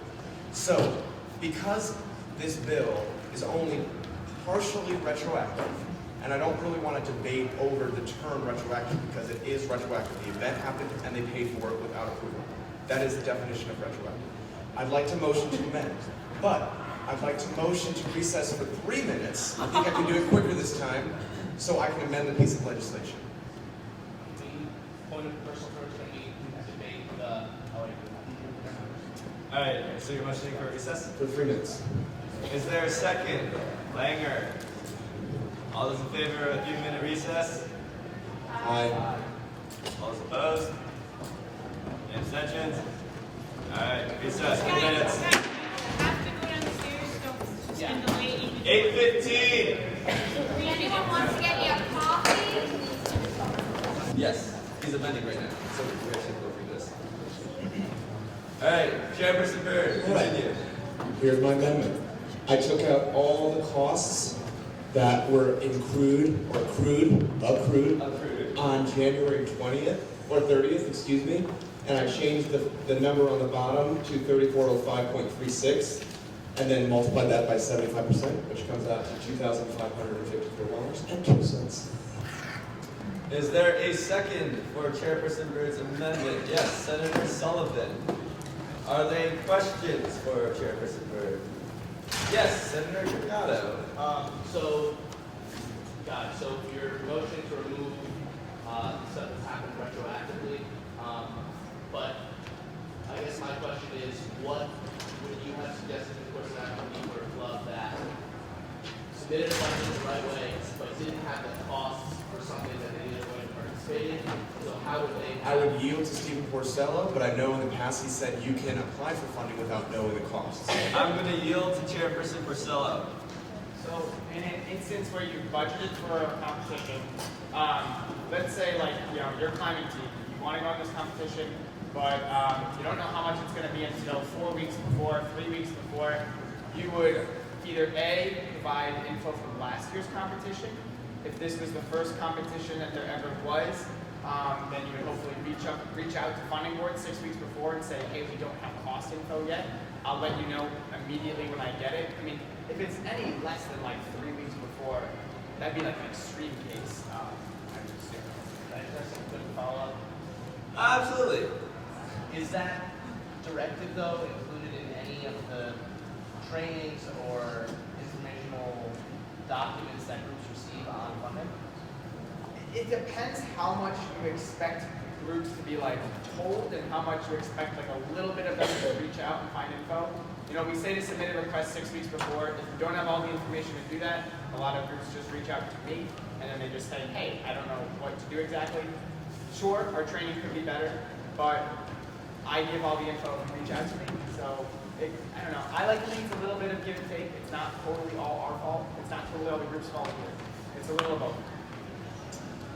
All right, thank you, Chairperson Porcello. We are still in questions. Just a reminder, this is about the amendment. Can I add on to his question, the answer to his question, in terms of what we can do? Why not? So they found out the costs on January 7th. We had a Senate between then and the 30th. I don't think it takes 13 days to put all this into funding. A completely different note did it in less than 4. So it is possible. I know there's different circumstances with each group, but it doesn't take 13 days to put it in funding in the funding system. I think they could have made it by the January 27th meeting, 20th. So I think they could have. And I am going to personally yield to Kevin because he has his hand up. Oh, actually, that'll be 23 days. I'm yielding to you, Steve. Am I supposed to ask a question? No, you can say. I'm yielding to you. You can say whatever you want right now. I'd just like to point out that the last competition that we are scheduled to go to is March. So I think it was March 2nd, March 5th. March 5th? March 5th is going to be the last competition. Our competitions we have 4 of them, 5 will be national. We're striking that out because we wanted to focus on just these upcoming competitions. So what's going on April 2nd? April 2nd is our second competition. April 2nd is the regional competition. That's the last competition we plan to attend. Okay. Disregarding nationals. Yeah. April 2nd is the last one. My point to bring that up is that the funding, the aspects of that, the actual cost of that, was not released until specifically this week. So if we had applied earlier, just for the next 2 competitions, the next 3, before the January 30th, we would not have been able to ask for anything for that specific one on April 2nd. While I have the floor, I'd like to say Senate has approved multiple pieces of legislative funding for groups this year. Okay, Senator Karras? Is this the first semester you guys have correct? Yeah. Or organization? Yep. Thank you, Kundu. I mean, not Kundu, Karras. I'm sorry. It's at the beginning of the alphabet. Going crazy. Senator Sponza, do you have a question or are you waiting for debate? Alright, I'm going to yield to Kevin again because this is really anxious to talk. Just one more thing I just wanted to point out quickly. This is our first semester receiving funding. This is our first time going through this process. I also like to point out that I don't believe that these specific lessons that are being taught online and things like that are adequate for the process. Thank you, Kevin. Alright, are there any other questions? Yes, Senator Sponza. Is this their first semester in existence or their first semester receiving funding? These groups don't get funding their first semester. I'm going to yield the floor to Kevin. First semester receiving funding, second semester as an RSL. Are there any other questions? Seeing none, we'll move into debate. Thank you, Chairperson Byrd. We are debating this amendment right here that you see up there. Yes, Senator Sponza. Kundu, you're on deck. You ready?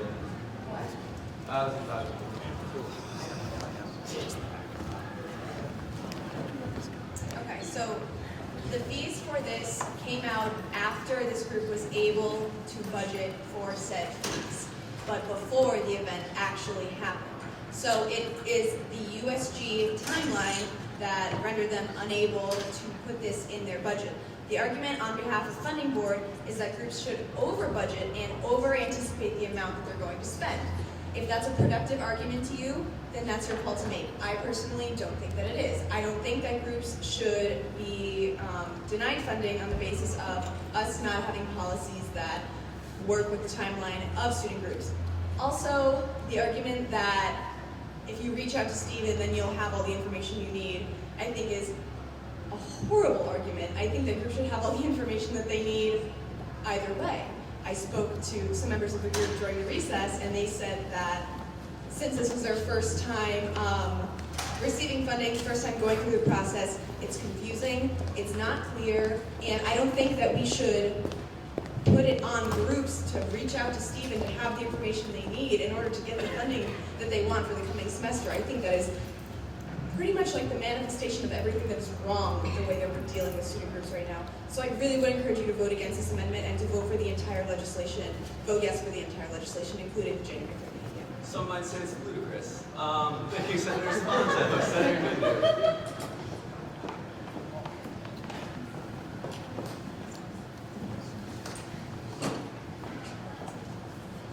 So for this specific case, I think if we look at it, there is no point of negligence if we were to, let's say, negate the issue of funding groups based on that.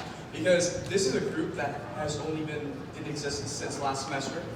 This is the first semester that you were really being exposed to the funding process. So in that case, I don't think it's reasonable for us to expect that they know every single bit of intricacy that is involved with the funding process. I think it is, honestly, these officers were expecting to get funded, and they did submit their budget. They just did not submit the budget for all the items that they did not know the exact amount for, and now they know that they should, at least the advice from the funding board is that they over budget, but not all of that information must be included in the training. So I think they should not be punished for not being aware of all the little details, and this is clearly not a matter of negligence, it's just a matter of them not being very familiar with the process. So I think they deserve to be funded, and I would vote no for this legislation, or for this amendment, and yes for the legislation. Thank you. Thank you, Senator Kundu. Senator Camato.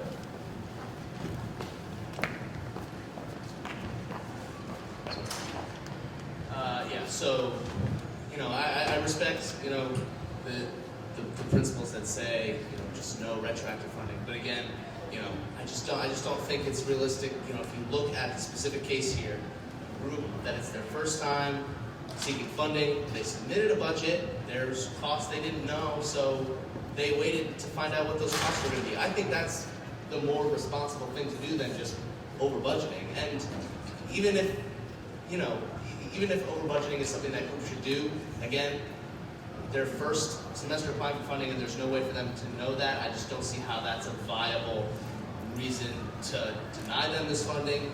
I mean, it comes down to this, and in other circumstances, whether we expect these groups to, as a priority, be, poring over budgets and knowing exactly how budgets work, or seeking USG funding to enhance the student initiatives that their groups do. So these guys are going and leading the climbing team, going to competitions, doing those things. I don't know if any of you guys have taken classes in making a budget or anything like that. So they're elected to these positions because they're leaders in their groups, and that they can do the basic things to get their groups finances. And they did. They applied for a budget.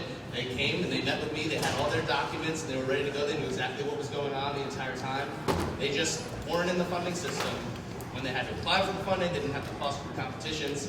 Reasonable reasons to believe that they just didn't apply for it because they didn't want to be wrong. So I think the smartest thing to do really is vote no on the amendment and fund them for the full costs. Thank you, Senator Camato. Senator Surowitz. Also, LaVoy, that was an impressive time for the change. I think these student groups, just going and joining a student group and being part of a student group while you're going to UConn, on top of everything else you're doing, is challenging. And I don't think we should discourage that participation. I think we should encourage it. And I think that they're asking for funding for a legitimate reason, part of their student group. And they are a legitimate student group. So I believe that we should not pass the amendment and fund the bill in its original form. Thank you, Senator Surowitz. Would anyone else like to be recognized? Senator Bayandima, Murray, you're on deck. Bird, you're in the hole.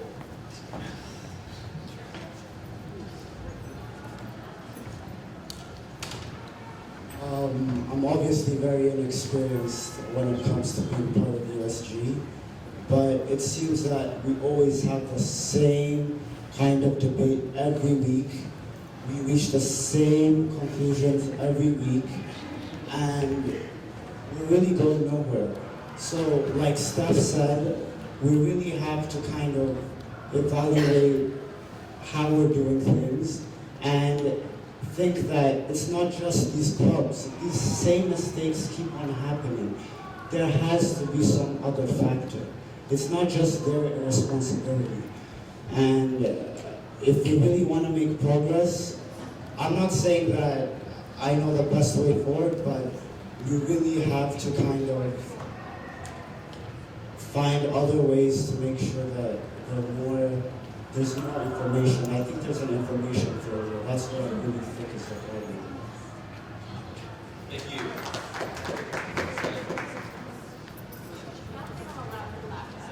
I have a little bit of information. Are groups allowed to receive more than one instance of legislative funding per semester or not? Because we've heard people say both sides. No, they aren't. They are only allowed to receive legislative funding once per semester? They were by the funding policies, yes. It's once. Once. Chairperson Porcello had his hand up and he hadn't spoken yet.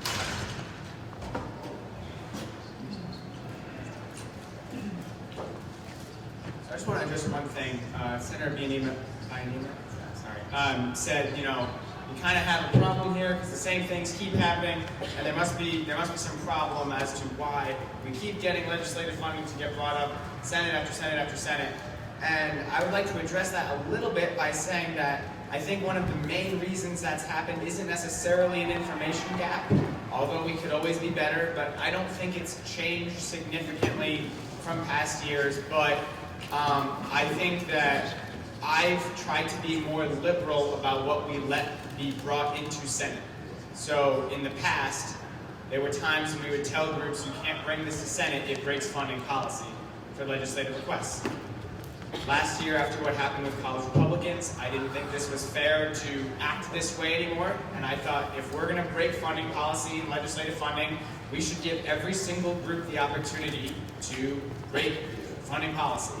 So ever since then, we've had a lot of requests come in that had slight rule breaks maybe, or slight problems that would have never even gotten brought forth in the past. At least in my experience here. So I think that is the biggest reason why we've seen an increase in legislative funding, and I just wanted to clear that up. Thank you, Chairperson Porcello. Chairperson Berg.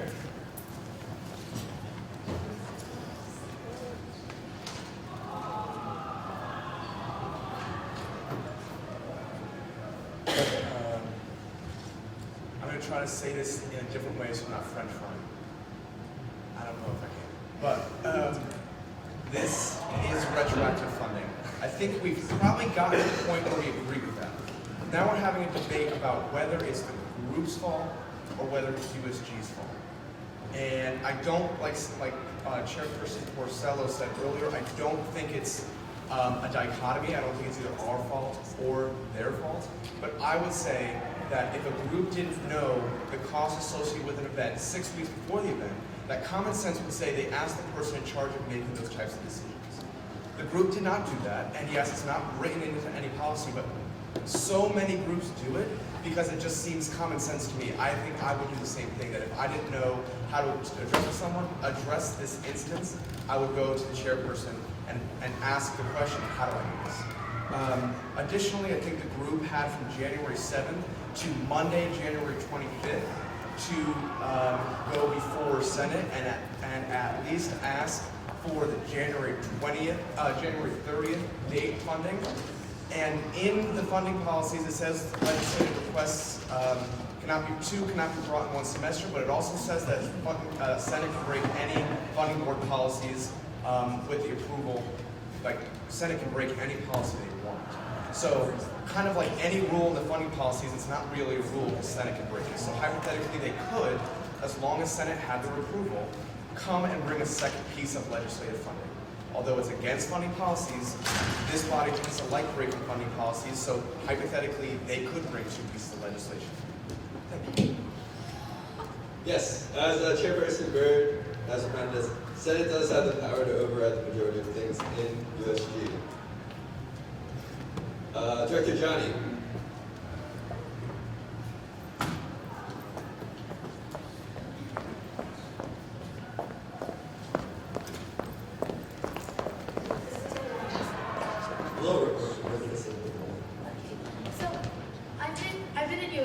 3 years now, right? And Parth's been here for 4 years. And I've been funding board chair for a year, and Parth's been funding board chair for a year, and comptroller for 2 years. And with the way this new funding system is set up, me and him as officers of a tier 2 organization had trouble with this very same issue because competitions and events such as these really don't give you any information 6 weeks prior if you ask them. And even if you tell Steven 6 weeks prior that we are not going to get information 6 weeks prior, the point of the 6 weeks is so that they have the time to properly assess the event and properly fund you, right? And a lot of the times with these circumstances, and I know this from personal experience, and going back and forth with Steven, that it's extremely difficult that if you have zero information from the competition, for you to provide information to USG to say we need money. And you guys know my stance on this stuff, that I don't like going around funding board policy ever. And I've stood up here time and time again to advocate that we need to set certain types of precedents. But in this circumstance, I'm just here to tell you that despite my stance in the past, in this particular circumstance, because I've faced a similar circumstance, knowing the funding board policies inside and out, being part of the organization, and having direct line of communication with USG and the funding board, that it was still near impossible to properly get all the funding that we needed. And so I'm asking you to look at this circumstantially and to understand that if somebody that's been part of this organization and been on funding board for a year could not properly execute this entire process, then how can you expect someone who's been an organization for 2 semesters and has been going through the funding process for the first time ever to execute this process perfectly? That's all I'm going to say.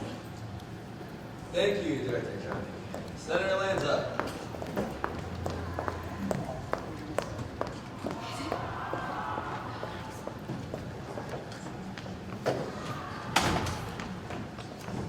At risk of belaboring the obvious, yes, this is retroactive funding, but I don't really think it necessarily matters.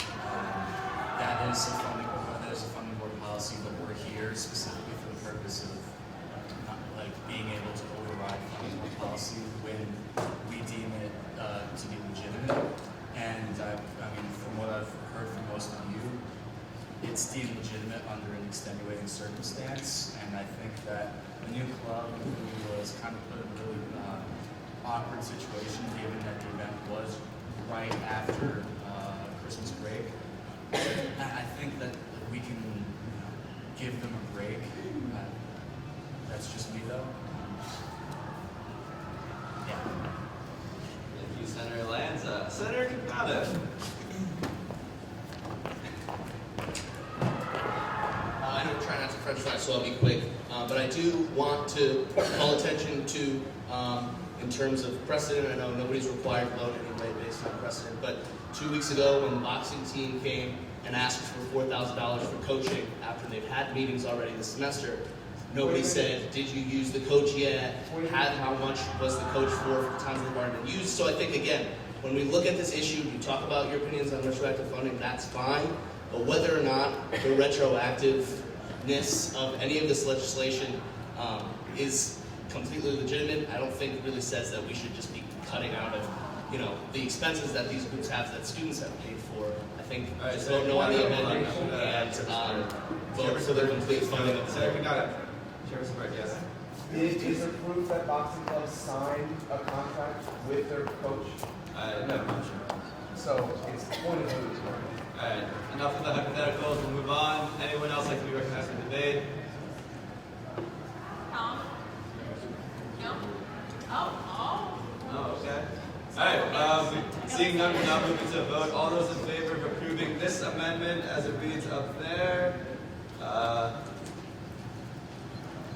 with the changing of the numbers, y'all agree? No, because there's no one else wants to debate it. Alright, all those approving of this amendment, please signify by saying aye. Aye. All those opposed? Nay. I will do it by a standing vote. Please stand until I tell you otherwise. All those in favor, please signify by standing.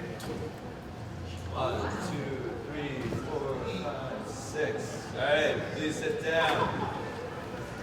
All those against? 1, 2, Kevin sit down. 1, 2, 3, 4, 5, 6, 7, 8, Alright, 11. Any abstentions? 1, 2, 3. Cassandra, are you abstaining because you didn't vote yes or no? So she is abstaining, so there are 5 abstentions. It was 6 to 11 and then 5. Right, 1, 2, 3, 4, 5, 6. Alright, and the amendment fails.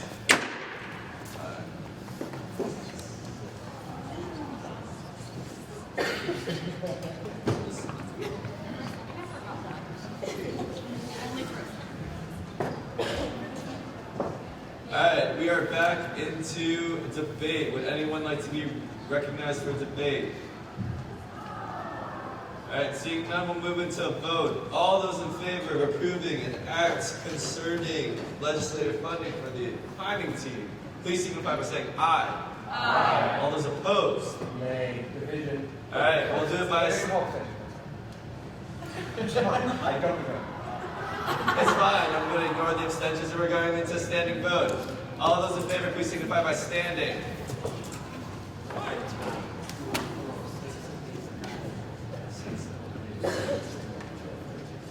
Are you voting yes?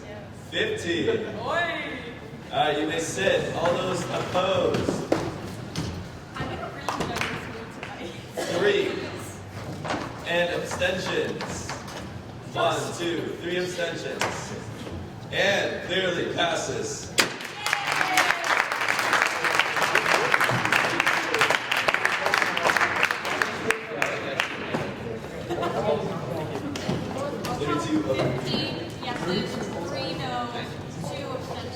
Alright, we laid the table to an act concerning legislative funding for UConn Ballroom until after the act concerning legislative funding for the climbing team, so we'll now move back into it. Senator Byrne has the floor, and we will continue.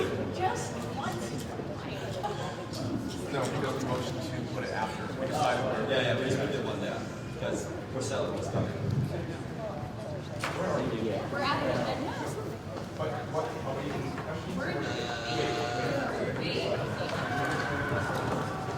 Because we have debated. And we're going back to the UConn Ballroom. We laid table to it, and then we reviewed that. No, Dave. We just did climbing team. We just passed it, but we laid table to UConn Ballroom.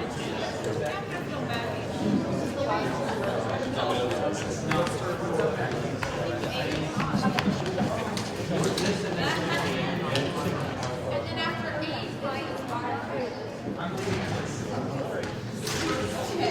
And then we did ballroom, but we didn't go to the late table. And so at the end of this, we just say, motion to lay table. And then Alright, Chairperson Berg has the floor now, so we will continue in debate considering the first amendment that was made, which is listed on the screen still because we have yet to vote on it. Okay, so I'm going to continue my debate. We know that the group signed a contract with the coach. In terms of Senator Cognato's reference to Boxing Club, we didn't ask if they signed. I don't believe they did in my discussions with them. That means they were contractually bound to pay this money. They signed that without approval from USG. That is retroactive funding, and I am fundamentally against retroactive funding. I think this might be a good compromise in that we fund them the parts that aren't retroactive. And I'd like to remind most of us, or all of us, that many of us in this room during that one caucus were for compromises just like this. Not taking away all the funding, but compromising and taking away some of the funding that, in order to, we talked about this at length. So I would just remind the senators that are against this amendment that we agreed that we're going to start working on compromises, and I think this is a good start, specifically for this circumstance. So I would vote yes on this amendment, and then we would fund the parts that are not retroactive. Thank you. Would anyone else like to be recognized for debate regarding this amendment up here? Yes, Senator Surowitz.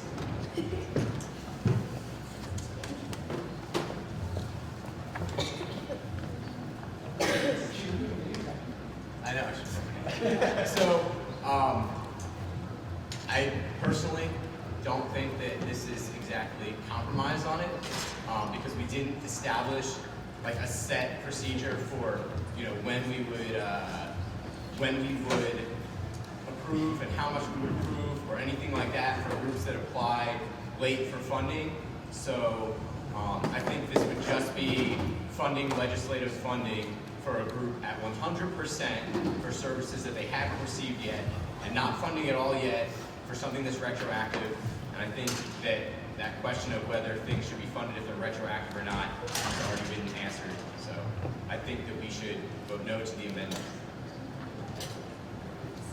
Thank you, Senator Surowitz. Director Johnny.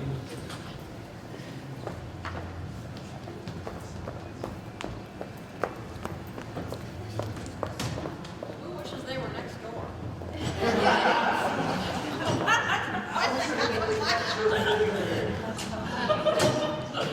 So back to me being not wanting to go around funding purposes. Dan, I think this is a great compromise, and here's why. If you want stir fry, right, and we're sharing it, and you want baby corn and carrots, and I don't want either, and we only put in baby corn because, you know, that's halfway, then that's compromise. And that's exactly what this is. Some people don't want to be funded at all. Some people want them to get funded all the way. And Dan is saying, let's meet in the middle. So that's what a compromise is. It's a meeting in the middle. So I think it's a great compromise, and it's a great amendment. So thank you, Dan. Thank you, Director Johnny. Senator Coronado.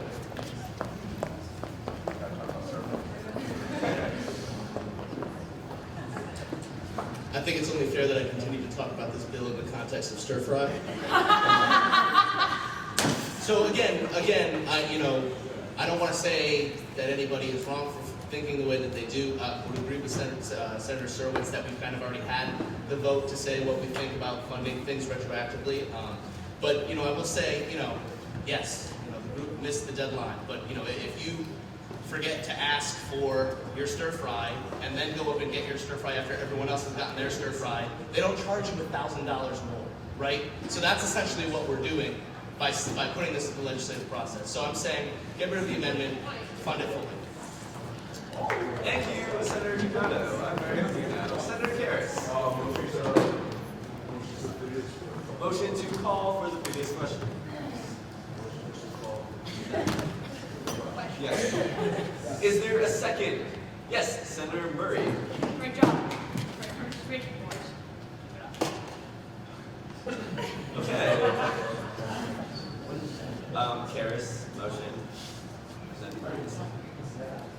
We are now going to vote on going back to voting. Yeah. Oh, everyone, we're voting on just going back to vote. We're not voting on the amendment. We're just voting to go back to the vote, and then we'll vote again. Like, this is just following the previous question, and moving back to just the vote. We're ending the debate. Thank you, Deputy. All those in favor of following the previous question, please signify by saying aye. Aye. All those opposed? Nay. Any abstentions? 3 abstentions. All right. The motion passes. All right. We're going to vote on this amendment that you see up here. All right, Chairperson Burke, can you read it? Yes. So I struck the second part of the fourth clause, and I added whereas because 4 weeks of both coaches have already been utilized without USG approval, USG will only fund 8 weeks of both coaches. I also changed the total amount in the bottom. Thank you. It's been a while since we saw this, so I just wanted to remind everyone what we're voting for. Yes, Senator Surowitz. Yes, that is it. We are not passing the legislation. We are approving the amendment. Okay, all those in favor of approving this amendment, please signify by saying aye. Aye. All those opposed? Nay. Standing vote. All those in favor, please signify by standing. 1, 2, 3, 4, 5, 6, 7, 8, 9, 10, 11, 12. Why are you standing then? I don't. 11. Please sit. All those opposed? 1, 2, 3, 4, 5, 6, 7. Please sit. And abstentions? 3. Wait.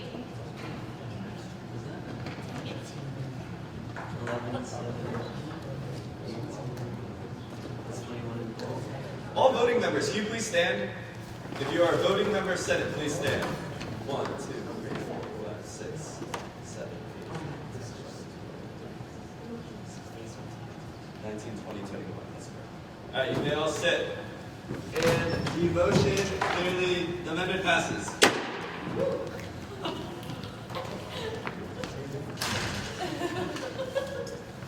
I've never seen compromise like this happen in the last 4 years. Can we have it original? That's fine.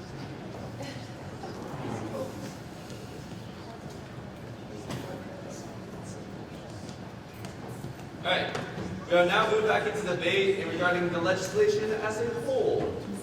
Would anyone like to be recognized for debate?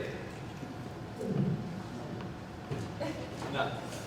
All right, we will now move into a vote. All those in favor of approving and not considering legislative funding for UConn Ballroom, please signify by saying aye. Aye. All those opposed? Division. I'll call it myself. Everyone standing when you say aye. That was not rude. Everyone who wants to approve this, please signify by saying aye and standing. Aye.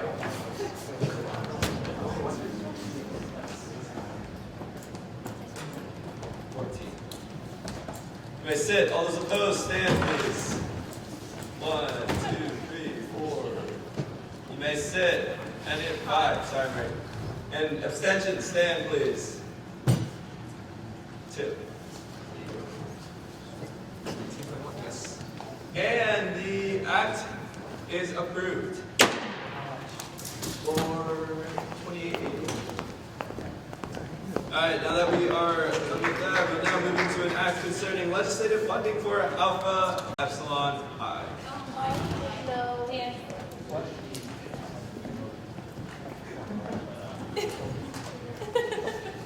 Sponsoring senators. Senator. Senators.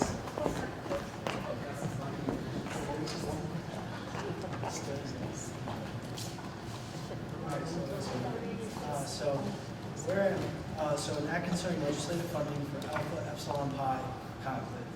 Whereas the undergraduate student government is charged with improving the quality of student initiatives through funding. Whereas Alpha Epsilon Pi Conclave is a conference with X number of chapters, we'll get to the China, sorry about that, from around the region. Whereas an increase in demand to attend the trip occurred because members wanted to learn ways of improving the chapter from surrounding chapters to better the market at the University of Connecticut. Whereas because of this demand, the chapter needed legislative funding. Whereas the conclave provides an opportunity for the students to learn about philanthropic events, whereas Alpha Epsilon Pi is a Jewish fraternity. Whereas the Alpha Epsilon Pi chapters increase campus cultural competency by open discussion on cultural topics such as Jewish inclusion on their respective campuses, as well as international He's just affairs. editing the old one, but he will have it up very soon. Specifically the Arab-Israeli conference. Whereas everything learned will not only help the chapter, but the entire University of Connecticut community. Whereas a total of 48 members will be attending the trip, and many members could potentially not be able to attend if the group does not receive funding. Whereas bus transportation totaling $3,843 will be needed to go to Conclave, which is at sunny Birmingham in New York. Whereas with appropriate 75%, which is category D budget cuts for transportation and supply fees, it's going to come to $2,882.25 total. Whereas hotel costs will total $2,564 for 2 nights with 12 rooms at a rate of $84.95 per night, with an added 75% category D cuts. That's going to come to a total of $1,923. Therefore, be resolved that undergraduate student government support Alpha Epsilon Pi Conclave to better the chapter and UConn as a whole. Therefore, be it further resolved that undergraduate student government allocates $4,820.25 to Alpha Epsilon Pi and Conclave trip. I'm going to give the motion to Ignato. Is there a second? Someone raise your hand. Ooh, Norris. All right, any questions? Yes, Chairperson Bird. Is AEPi a social fraternity? They are social fraternity, yes. May I ask a follow-up? Absolutely. What are their dues and how many members do they have that pay those dues? I'd have to yield to representatives that we do have from the How are you? Just to quickly introduce myself. My name is Edgar Ortiz. I'm the president of Alpha Epsilon Pi. So we currently have this semester as active brothers. We have 86 active brothers, with our average dues being about $500 per brother per semester, totaling a yearly $1,000 dues. Okay. Are there any other questions? Yes, Sirwitz. Has this group received funding already through the normal channels this semester? No, I do not believe that they have. I'll yield to the representative. In my tenure here for 3 years at UConn, and I've spoken with previous presidents before me, we have not received any funding from the USG government. Rana. When did this organization become tier 2? Off the date, off the top of my head, I do not know. I do apologize. I do know that we were founded here in 1956. We've been here an awfully long time. Yes, Goebel. Oh, wait, yeah, we can find that out. We're going to pause for a second.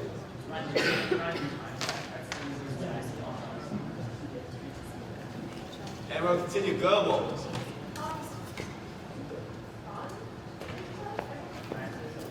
I'm going to yield to Porcello because he'll know better about the proceedings. So technically, there's nothing that says we can't,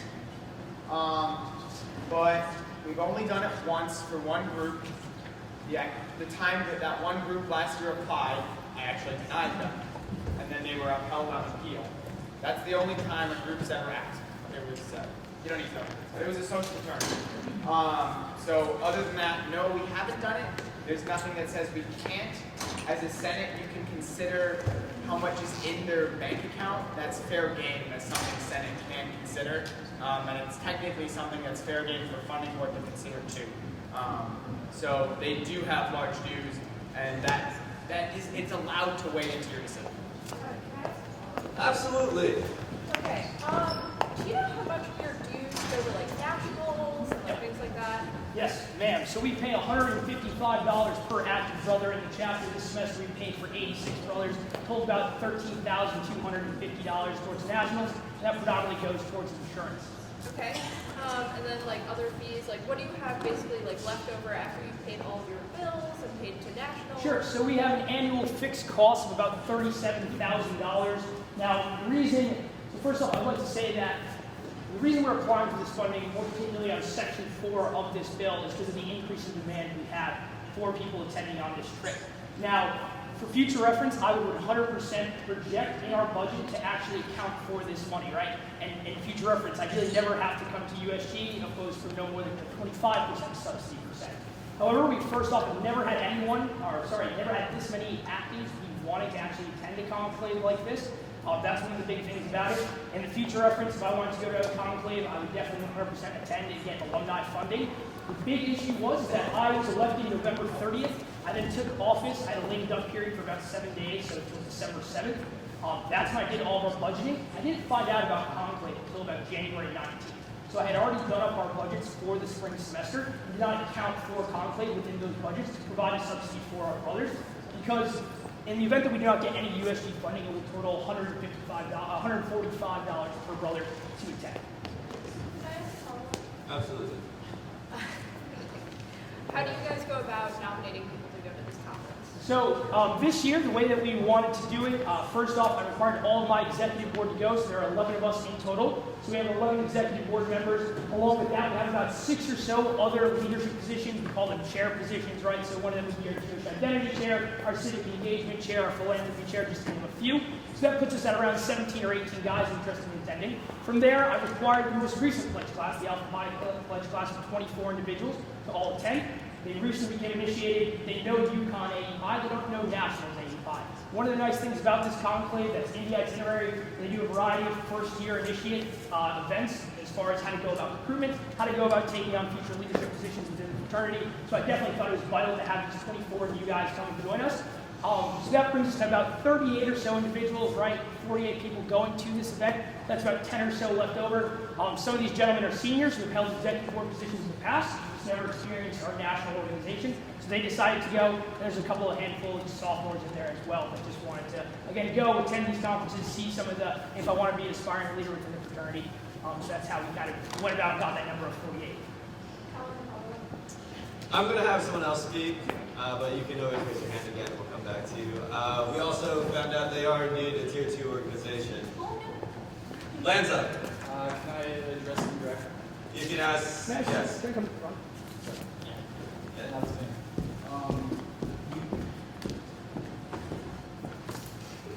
You touched out a lot on how this would be beneficial for like reading pledge class, how this would be good for telling brothers how introducing them to the nationalization. Sure. How so that's how about this conference would be beneficial to the UConn community. So, as of now, I think we have 86 actives in the fraternity. We actually have 102 guys on our roster. We have that difference between 86 and 102 are the gentlemen who are currently abroad doing active military service or anything like that. But the reason I say that is because we are the second largest men's fraternity here on campus. The average UConn organization on campus falls between 10 and 20 or so individuals within a given organization. So we're definitely on the larger side. That's one reason for the amount of numbers that I'm asking for. And one thing that goes with being a large organization with that many members is we're very involved. Doing anything from being tour guides, working in admissions, to being, starting clubs. For example, Matthew Burwell, currently a senior in our fraternity, started Huskies for Israel. It's a civic engagement group. They advocate for Israeli affairs, obviously.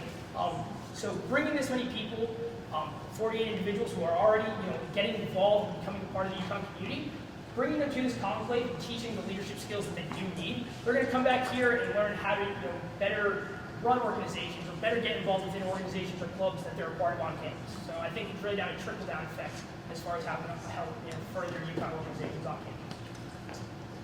Thank you, Senator Lanza. Senator Karras. Is the conclave, is there as a convention of sort? Yep. Those are two separate entities. Convention occurs in August every single year. The Northeast Regional Conclave occurs in February. Convoy. Would you consider this event a networking event? Would you mind defining networking? Stephen, how do we define it within our, how does funding board define a networking event? No methodology. Over 50% of the event. The event is primarily for networking. But what is the actual term networking? I got you. Yeah, do you want to? Yeah. Yep. So Sorry. you would constitute an event as networking if as Marcelo said, majority of these individuals have the opportunity to land a job or an internship with other third-party recruiters. So if that is the instance of how you define network, I would say this event is non-networking. There's no aspect of that. I sent in the itinerary as well. So you can take a look at it. There's nothing along those lines. But I would say that it is a networking event if you define networking as getting to know the other members of the other chapters, getting to know how they operate their respective chapters, how their philanthropy differs from ours, and everything like that. Yeah, you guys said convoy. Would anyone else like to ask a question before I go back to Billable? Yes, Nima. Everybody, can you speak up, please?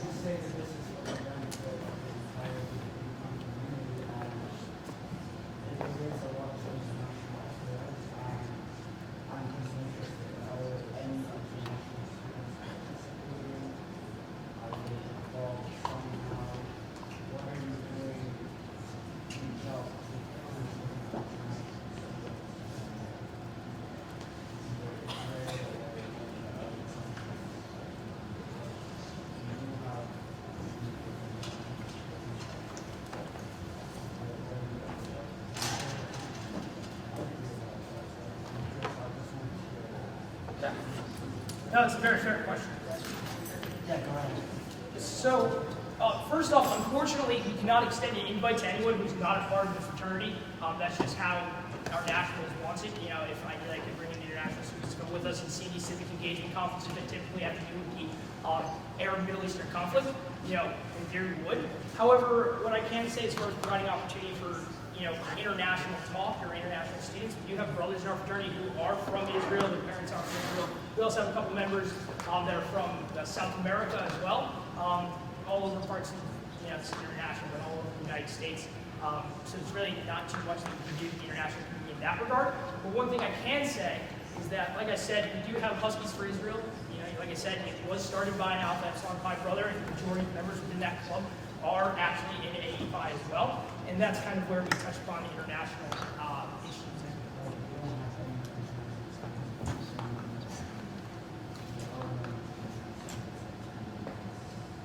To my knowledge, All right, thank you. Senator Goebel. yeah, I love the question. Okay, so is this something that you go to every year? Yes. Yes? Okay, and then approximately how many people go every year? So our national organization does require that every chapter bring 5 members. In the past, we brought up to 15. So this would be our largest endeavor by far. And I know that there is, you know, why bring so many members, right? I did explain to you the reasoning and rationale behind how those members signed up and why they wanted to get involved. But more so, like I said, I came to USG today because of the fact of the high demand that we had. I didn't realize we were going to have this many people actually be interested in conclave in the past. Not too many brothers have been. And really, the way I look at it is, in future reference, you know, looking forward, the precedent that I want to set is this. I want to bring 48 of my brothers to SUNY Binghamton this year. I then, at Nationals, want to propose to them that we have conclave hosted at the University of Connecticut by the Upsilon Kappa chapter, by chapter, for next spring. You know, saying, hey, Mr. Jim Fleischer, he's our Chief Operating Officer of AEPi Nationals. You know, why bring 48 guys there? It's going to cost me a lot of money, like the reason is right now. Why not just have it occur at our domain? So I'd like to do that, and then moving forward in the future, again, I want to set up budgeting for this for a sub-seat within our own fraternity chapter. You know, like I said, we did not budget for this when we started our spring semester budgets. In the future, I would like to, or at least have the future presidents do so.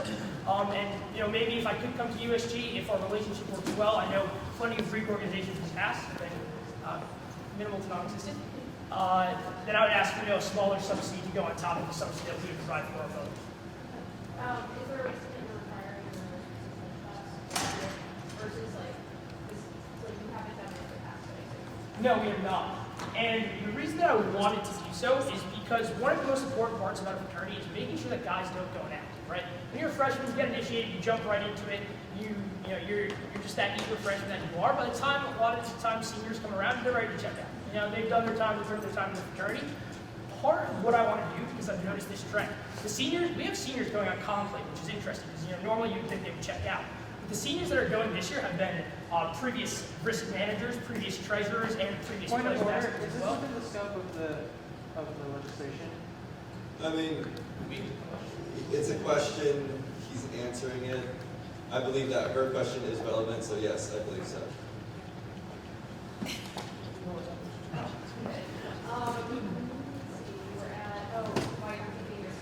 Yeah, and again, I just think it's important. If we bring our new members, I think it's setting a good precedent for the future to not only see what their AEPi nationals can bring to them, but also, again, they're going to be attending these leadership, you know, potential leadership challenges that, again, in the itinerary there.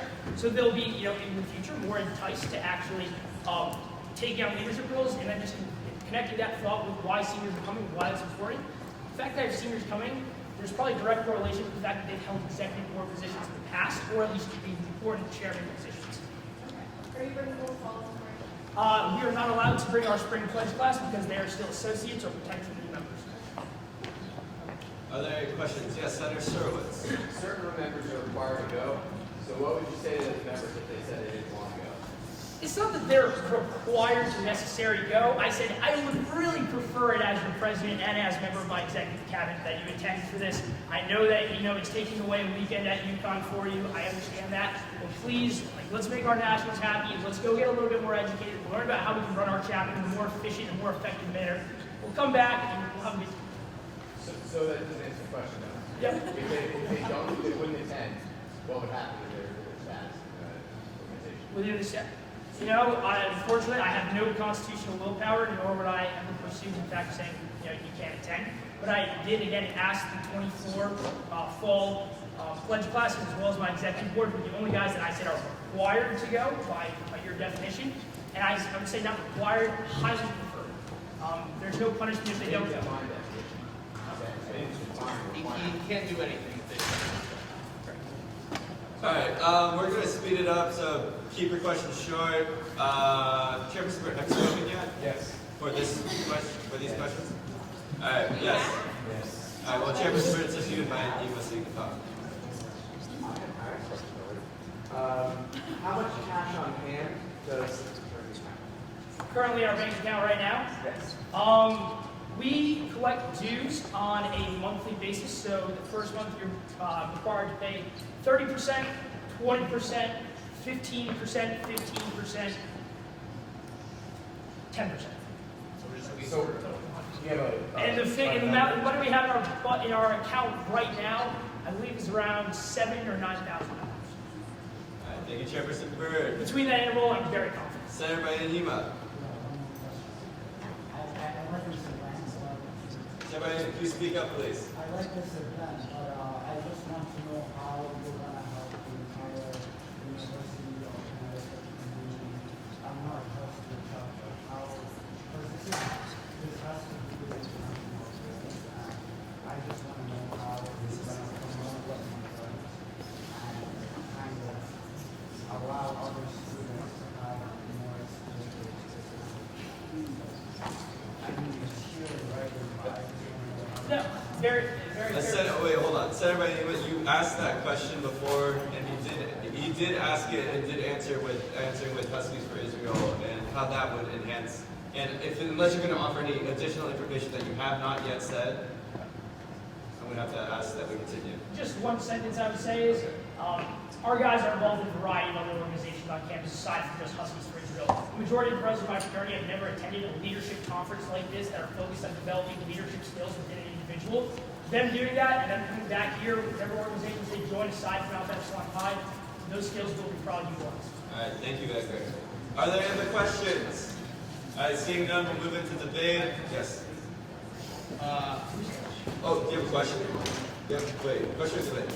Okay, yes. Chairperson Priscilla. You guys are good. Alright, so I'm gonna own up. I'll own up when I make a mistake. There's a funding board rule that I forgot to apply to this request.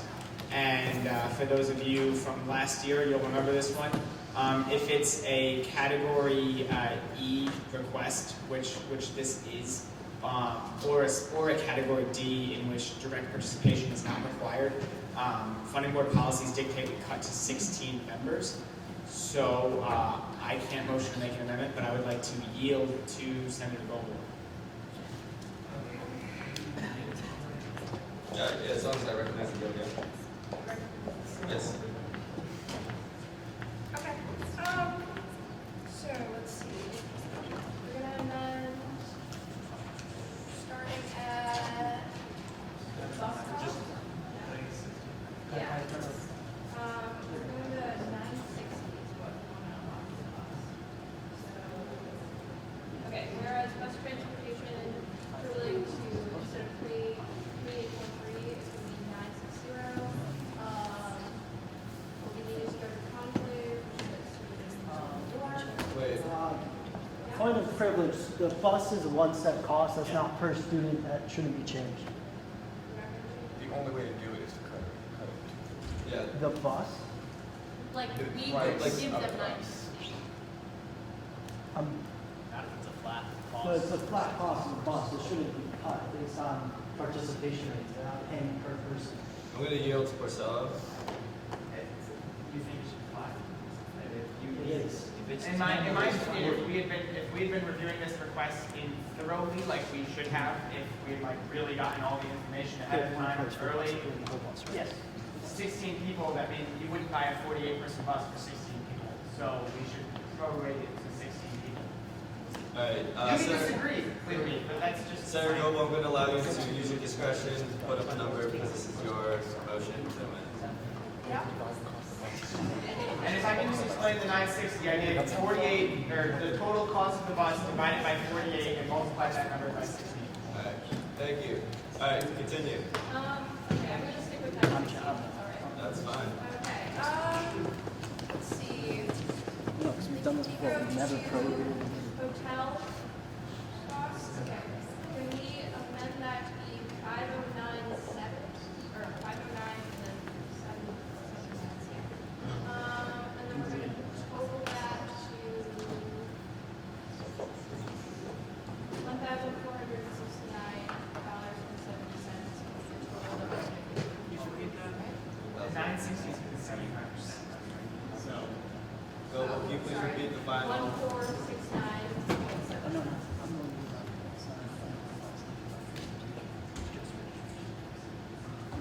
And then the bottom allocation. Do you have the number for the bottom allocation? Well, that's the numbers that I have up there. I have like a 1 minute recess just to figure this out. No, we can just do it in a minute.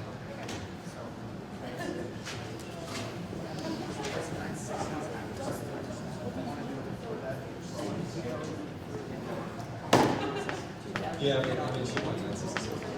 This is. Oh, yeah. But this is related.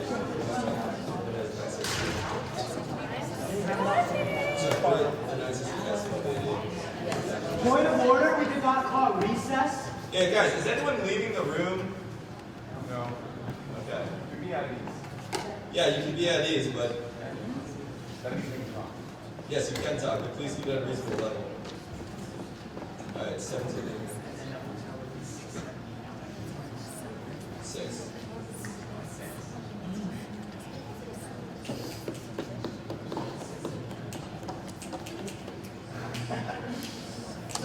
So it's 1950.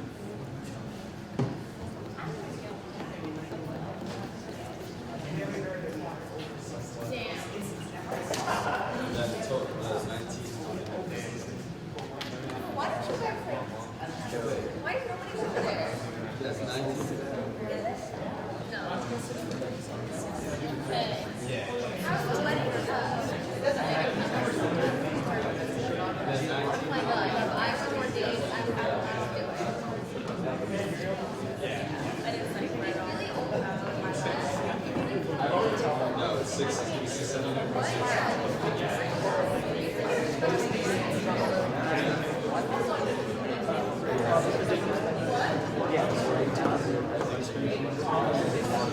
Okay.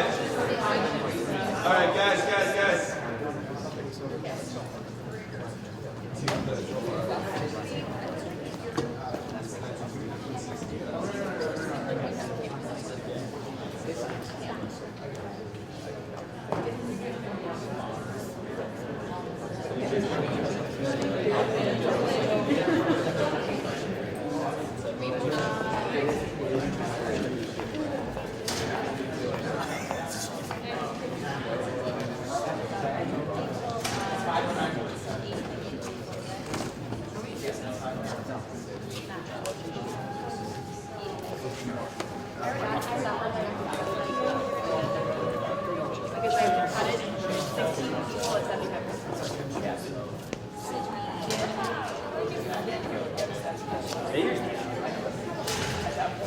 Makes sense to me.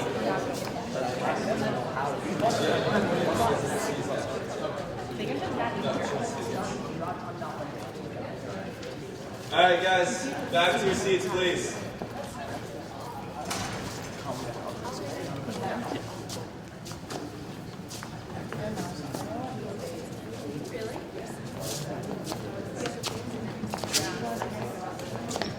All right, so we have Goebel's motion up here, and as you can see, we changed the numbers around. Is there a second for her motion? Langer. Are there questions regarding this amendment? Any debate? Okay, Lamoy, what are My your question questions? is, do you feel it's right to cut the bus down to a rate of 60 divided by 46 people? 48, sorry. 48 people, even though they don't feel comfortable driving cars and 16 people in items for this whole time. So you feel comfortable cutting them at 60 divided by 48, which is not the price that they would have to pay for like 2 smaller buses or something else. You feel comfortable with that? I I'm comfortable with it because I don't think that we would allot this to any other student group. I understand that it's a fraternity, I understand it's a bigger student group. I'm an involved member of the Greek community myself, and like I do understand where they're at, but. All right, we'll now move into debate questions. Okay, Chairperson Bird. I just, so you are programming the cost of the bus, but in no way telling the group how many members they can send. You're only subsidizing the travel up to 16 people. They can still buy a 48-person bus though, and just subsidize we're only going to subsidize for 16 people. Is that your point? Yes. Thank you. All right, any other questions? Seeing none, we'll move into debate. Yes, Comptroller Rana. Hi. I haven't spoken in a while, but so I'm just gonna. I can't motion or anything like that, cool. But the most important thing with this one at the moment is this is being cut down to 16, just so people are aware, because Senate is constituting it as a Category E request where members are participants versus active, running the conference in that manner. So that's why we're going on the route of Category E, which is capped at 16 members. Now, this group came to us asking for 48 members, which they have every right to do, and found quotes in accordance with 48 members for a bus. Cutting down something like hotels and registration, which can be done at a per person rate, is understandable. But cutting their bus just arbitrarily by 2/3 to a 1/3 amount, I think it's 48 by 16 or whatever, but sure, cutting that bus down arbitrarily to 16, per head is not recommended, and it's not advisable, because now you're putting this organization at a fundamental disadvantage in the fact that they have to work in a budget of $960 to try and find means of transportation that might transport 16 individuals without them having to drive. The group has already made it explicit that they don't feel comfortable driving, which they have every right not to if they don't have the cars or the insurance to be able to provide, to do so. So cutting this down arbitrarily by 2/3 for their transportation, I would strongly advise against, because it puts the group at an unfair advantage of trying to make ends meet that they weren't anticipating originally. And it could even threaten the group from not having the ability to go in the first place. All right, Senator Lavoie. I'd like to motion to split the question between the hotel and the bus rate. I don't think anyone's agreed. Huh? Yeah. The hotel and the bus rate? Yeah. Okay. Is there a second? Langer. All right. All those in favor of splitting the question, please signify by saying aye. Aye. All those opposed? Any abstentions? Just 1, 2, 3.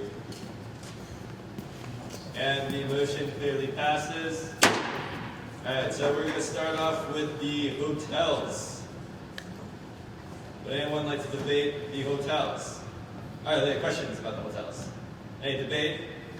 We'll move on to a vote. All those in favor of approving how the hotels are read, please signify by saying aye. Aye. All those opposed? Any abstentions? And passes. We'll now move into the transportation for the bus. We'll move into debate. Lanza.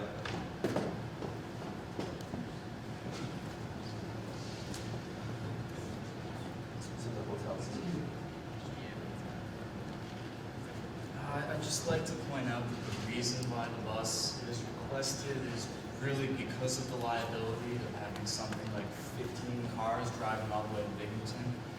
That's really kind of an undue burden on the organization, that's significantly larger than the average student group. And of course, I'd have to imagine that the 16-person cap that we like to put on things is really more in the context of the smaller groups on campus, which are, probably about, on average, a sixth of the size of AEPi. Thank you, Senator Lanza. Senator Sullivan.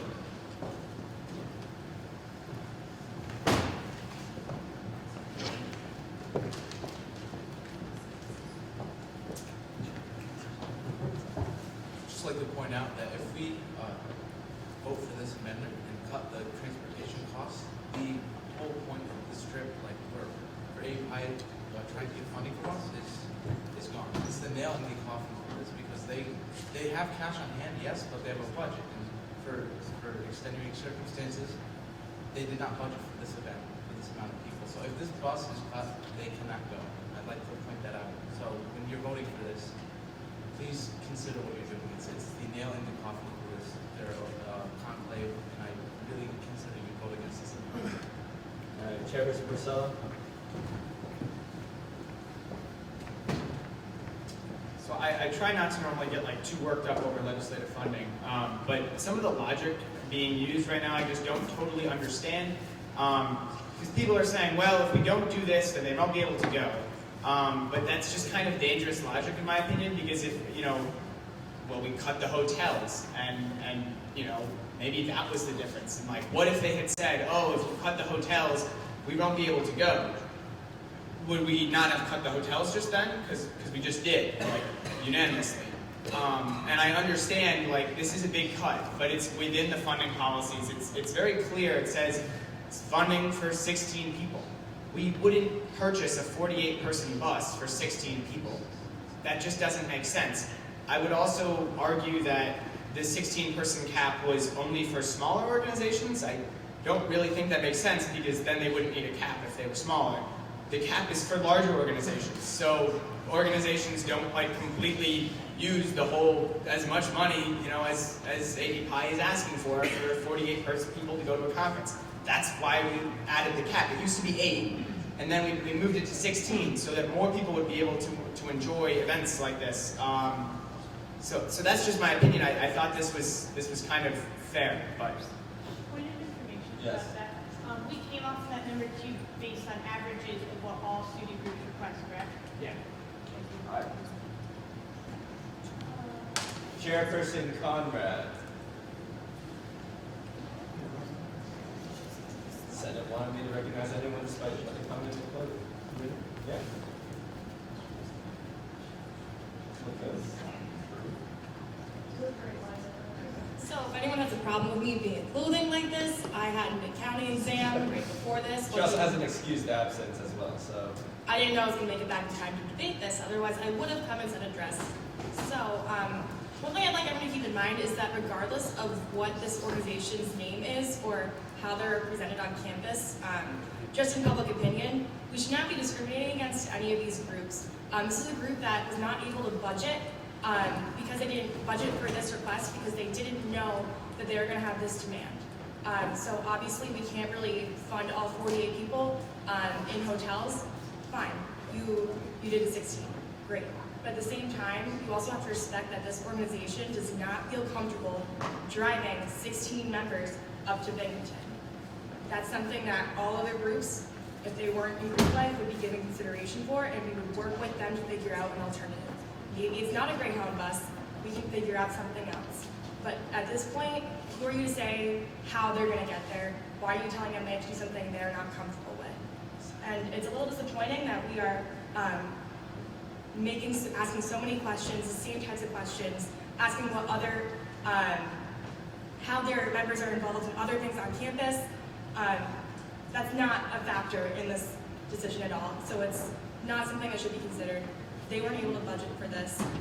You shouldn't be considering the fact they have other money that might be budgeted for other things. That's not something we ever ask any other group. So please keep that in mind when you're considering this legislation. Would anyone else like to be recognized for debate? Yes, go.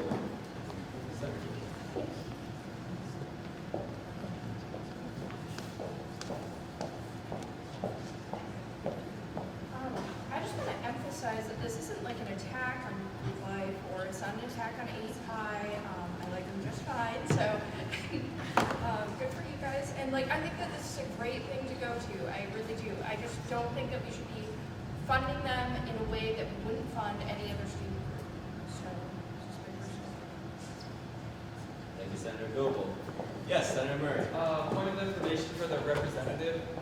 How many members did you budget to attend this? Like how many, you said that more signed up than you expected. So you didn't have enough budget, and how many members did you budget for out of the 48?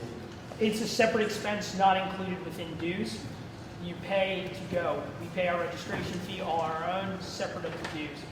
So this is entirely outside of the budget? Correct. Like I said, we are required by our national organization to send 5 members. To be honest, most of the gets cut. I'm going to send 5 members in one car. It's easy. It's safe. I don't want to put any more liability. Thank you.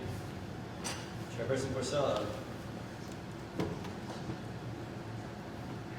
Just because a few people have brought up like the not comfortable driving to Binghamton thing, if a group of 16 asked for a 48-person bus, I would probably not fund that normally because that would be a weird request, and I would ask them for other ways to get there. I've never had a group just say we don't want to drive.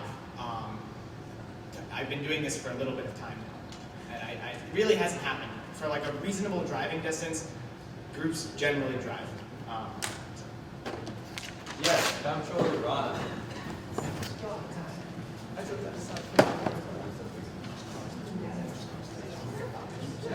All right, one really important thing to note is if this group came to us asking for a bus for 16 people, no question would be at hand.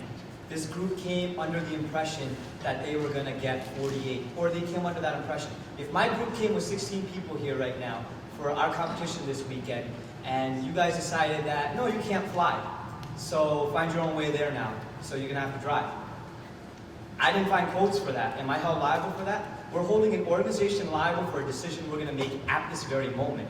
I'm positive if we even gave them 10 minutes after we made a decision to find a quote for 16 people's buses, this group would be proactive enough to do that for us. Because they've been proactively answering every question you've had that's attacked them in some way at some point. They're a Tier 2 organization, as our solid status states. So there's nothing that constitutes them from not being able to request these funds. That being said, there is nothing that this group should not be held responsible for not anticipating the fact that they were supposed to have more quotes for 16 people, or for 8 people, or for 32 people. They came here expecting to get funds, or at least request funds for 48 people. Who are we to now just tell them, reevaluate your budget, reevaluate how much you were going to give them? If that's the issue, you can write that into this clause right now, and I won't sign their funding until that's written explicitly as well. That they can get funding up to an amount that's reasonable for 16 individuals. That's what legislation is about changing. So if that's the problem at hand, that you don't want to send a 48-person bus because only 16 are going, then get on your goddamn laptops and find me a quote for 16 people. Thank you, Comptroller Rana. A little. Lanza.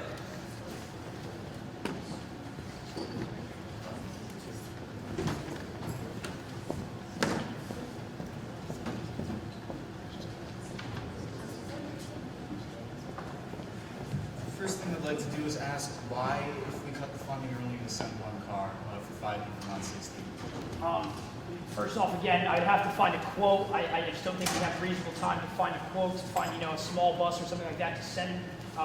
Also, this event is next Friday. Payment for any sort of transportation or buses usually due in advance. So that would be an issue because at that point, if I tried to apply for USG funding, I think I'd be retroactively funding. And I think that's a bit of an issue with what I've learned this evening. Okay, now to my other point. So by cutting the hotel funding down, the amount that we did, we are, assuming my math is right, which I really like to think it is, we are costing each attending brother, assuming 48 still choose to go, $39.27. If we cut the transportation funding, as the amendment dictates that we will cost the brothers another $53.40 to add it on to the $39 that we already just cost them in the original amendment. That would be a total of $92 each. So that, I mean, considering that this is a group that is about 6 to 8 times has about 6 to 8 times as many people in it as the average organization, I think that we can accommodate a few more than 16 people. Thank you, Senator Lanza. Would anyone else like to be recognized for debate? No, it's just on the bus. All right. We'll now move into a vote. All those in favor of approving the amount of money that they changed for the bus, which is $12.80, please signify by saying aye. Aye. All those opposed? Nay. Does anyone want division, or are you good with that? All right. Any abstentions? And fails. We'll now move back into debate in regards to the entire legislation because those are the two amendments. Would anyone like to be recognized for debate? All right, seeing none, we'll move into a vote. All those in favor of approving an act concerning legislative funding for Alpha Epsilon Pi, please signify by saying aye. Aye. All those opposed? Any abstentions? And clearly passes.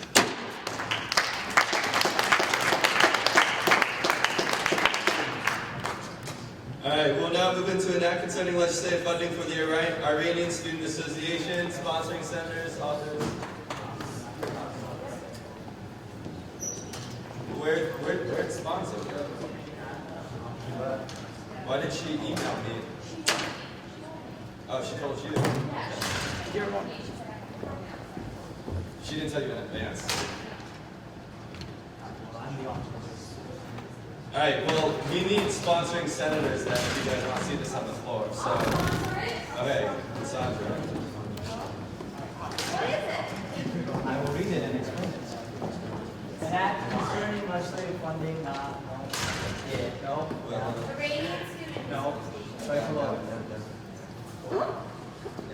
Whereas the undergraduate student government is charged with improving the experience of student organizations through funding allocation, whereas the Iranian Student Association looks to celebrate the Persian New Year Nowruz on March 26, 2016, whereas the Iranian Student Association had held this event last year with over 300 people in attendance, whereas the Iranian Student Association applied for this in their budget process and was approved for a total of 6,900, whereas quotes for some costs were more expensive than originally anticipated, whereas the Iranian Student Association would need additional funds for catering and contractual services. Therefore, be it resolved that the undergraduate student government reallocate an additional $2,412.20 towards the Iranian Student Association Nowruz event. So if you go down, there's an approved budget in regards to how much this group was received in the budget process itself. So they were going to apply, recognize that they needed a few more funds, and their event, as of this past Saturday, would have been 6 weeks in advance had they made the request. Recognizing that they needed a little bit more funding, they have come to the Senate floor for those funds. Those additional funds are in regards to Rome Ballroom catering, Rome Ballroom labor fees, Rome Ballroom room reservation fees, as well as police security that's needed. And that's what constitutes the makeup of that additional amount. Goes below is their approved budget for each of the items, and their total for the entire event would then come to 931,222 as an additional 241. I'm going to give the motion to Puglisi and the second to Ali. Are there any questions regarding this piece of legislation? Yes, Sirowitz. Would receiving these additional $2,412.20 of funds put your student group over the normal 12, like the maximum 12,000 per semester? Comptroller Ron is shaking his head no. This is the only event that they requested. All right, would anyone else like to be recognized for questions? All right, thank you. You may sit down. We'll now move into debate. Would anyone like to be recognized for debate? Seeing none, we'll move into a vote. All those in favor of approving an act concerning legislative funding for the Iranian Student Association, please signify by saying aye. Aye. All those opposed? Any abstentions? And clearly passes. More clearly than anything else. All right, that brings us to the end of new business. We have no old business to go through. We now move into reports of the President Convoy. Yes, we can. Does anyone have any objections to that? Seeing none, Comptroller Rana. How much do we approve for AEPi?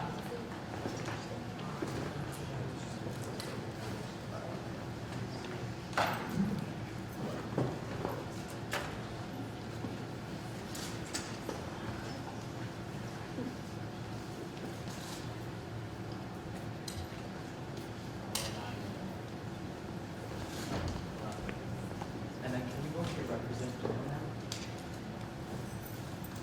Just real quick, it's on comments, so I don't just want to comment a little around it. It's right there. Open that. Cool. So these are the numbers of what we spent between the times of 12:15, so the end of our fall semester, and 2:17, which is today. How much money has went out the door itself? Not what funding boards approved. Funding boards approved a little bit more, but that money is still in the process. I didn't include funding board in the graph because it messes up the nice graph itself. So we can see the percentages right here for each of our entities. External spent about 20, academic affairs about 20, student development 30, student services 10, programs 10, exec about 12, USG general 57%. USG general is at a high number because it includes wages, fringe benefits, and the memorandum of understanding that we had to pay to UITS for $25,000 for our hardware and software contract. Then, funding board for $850,000, $245,569 has already been out the door in that span of 2 months. We got a revenue of $105,367, which was the December amount, so that number in regards to the additional funds has not changed. Lastly, so we have 3, 8, 11, 23, 5, 27, 30. About $32,000 of legislative funds have already been approved as of this semester itself, which leaves us at about $18,000 for the rest of this semester. We only have budgeted, as approved by you guys in the breakdown, for $50,000 in legislative requests. So, if we have more than $18,000 in summations of requests this following Senate, please recognize that we would have to reapprove our budget, or reallocate our budget. These dates and times, I posted this around. CDO interviews are coming up. Dates and times I'm giving you, I can repeat, they're in our Facebook group. But CDO interviews, tomorrow is the 18th, correct? Yes. Tomorrow is the 18th, right? Yes. Okay, I'm sorry. Tomorrow at between 2 to 3:30 p.m. in the Conover Auditorium, the first CDO candidate interview, public interview will commence, and that's with Lisa McBride. February 22nd from 1:30 p.m. to 3 p.m. The interview with Frank Tuitt will commence, and then February 29th, 1:45 to 3:15 p.m. Joelle Murchison will be interviewed, and these are all being hosted in the Conover Auditorium. It's posted in our Facebook group, like I said. If anyone else wants the dates or times, let me know. I'd like to remind you guys we still have the Global Affairs Ad Hoc, which is looking to do some work with student activities and student affairs this semester, so if you're interested in helping out, as well as structural. I know that a lot of these were formed last semester, where you guys might have been busy, but I just wanted to give you another reminder that they're still there. I'm meeting with some potential new ex officios, one from RHA and one from the Rainbow Center, because I think it's still great to have them for the last. We still have a whole semester left. FastTrack went well. Comptroller Ron and I were interviewed. He had to head out. We didn't really get many questions. We didn't ask for a fee increase or any change in our fee. So just to keep you guys updated on that. And that is, one more thing is I'm going to work on seeing if we can get a presentation in either Senate or caucus on what happens when they have to decide whether or not school is closed. What do they prioritize? What should students keep a lookout for? You've already noticed a couple changes this year probably with communication, but I think it'd be great if they could come. So I'll be working on that. Any questions for President Convoy? Thank you. We'll now move into the report of the Vice President Kukler.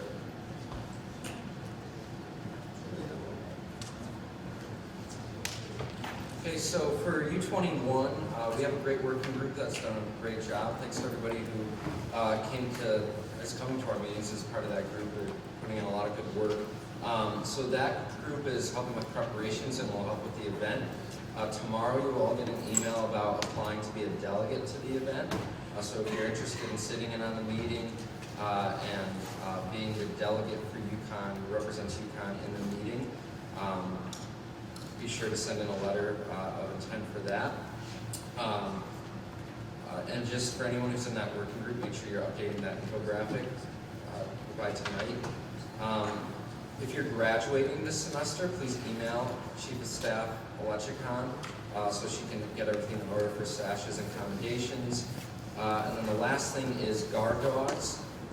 There's going to be training on April 2nd, and the president of Guard Dogs, Tim Lim, asked me to just put out a plea that if you are interested in volunteering, getting service hours, helping with this important program, please email him. And if you need his email address, I can get it to you, or you can look it up. But they're looking for dispatchers, drivers, volunteers, so please keep that in mind. One last thing, I attended the Vice President's Leadership Council for Rachel last night, and the presentation was on, from the Office of Emergency Management on what to do in emergency situations.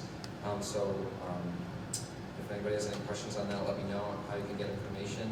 I'm sure they're coming to the presentation, so you can ask them that. Any questions for Vice President Kugler? Seeing none, we'll move into the report of the speaker. I'm going to be very brief. AEPi, the full AEPi who was supposed to come, will be coming next Senate instead of just one delegate. And then the Office of Emergency Management is coming the one after that. And then there'll be a presentation on the Rec Center, the Senate after that one. And then Scott Jordan's coming back to tell us more about the budget, which will be really fun. And then also, I'm just going to take a quick straw poll about next caucus. Do you guys want to talk about funding more? Because next week, I have nothing pressing except for Jessica Lynn wants to run a inclusion membership sort of workshop with you all. So if you want, Hadia did bring up that it is the... sorry, I was about to say something. Black History Month dinner. That starts at 6 o'clock, so it'll run through caucus. So if you guys would rather go to that, and then we'll push the inclusion and membership event workshop to the next caucus, is that okay? Yeah. And once again, if we make this happen, it will be mandatory that you go to this dinner in lieu of caucus. So if you don't want to go to this dinner, then we should have caucus. In the ballroom. Okay, we're going. I will be there. I will be taking attendance. It will be like caucus. You need to go. Okay? Any dissenting voices? Anyone feel strongly against this? All right. Any questions? All right. We'll now move into the report of the Judiciary. Chief Justice Barrett.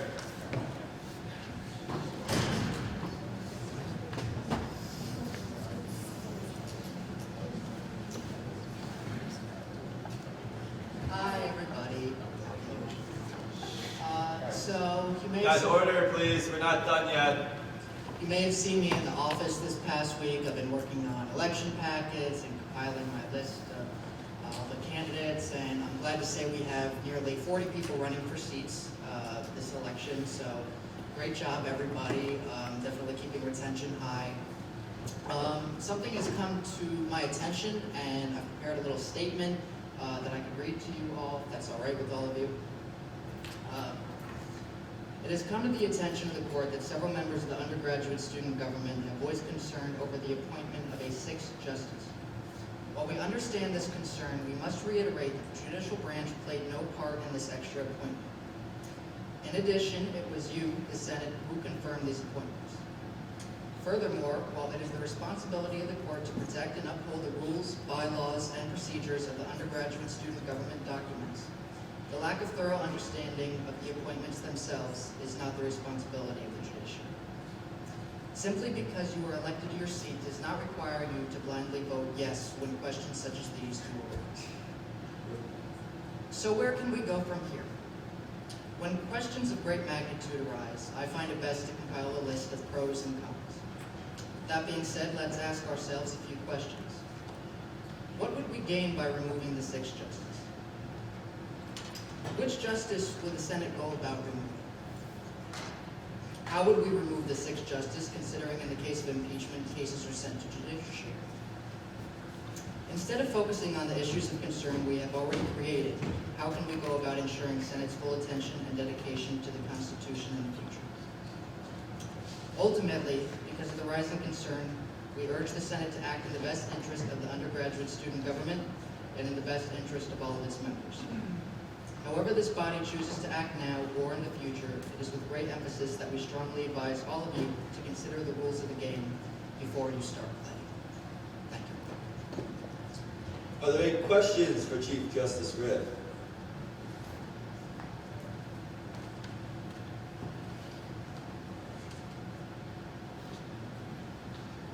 All right, thank you. We'll now move into the report of academic affairs.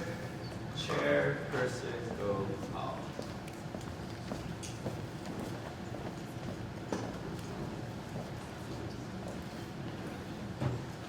It's been 2 weeks now? Yes, it's every 2 weeks. But anyway, we changed our committee times to 5 to 6 on Thursdays instead of 6 to 7.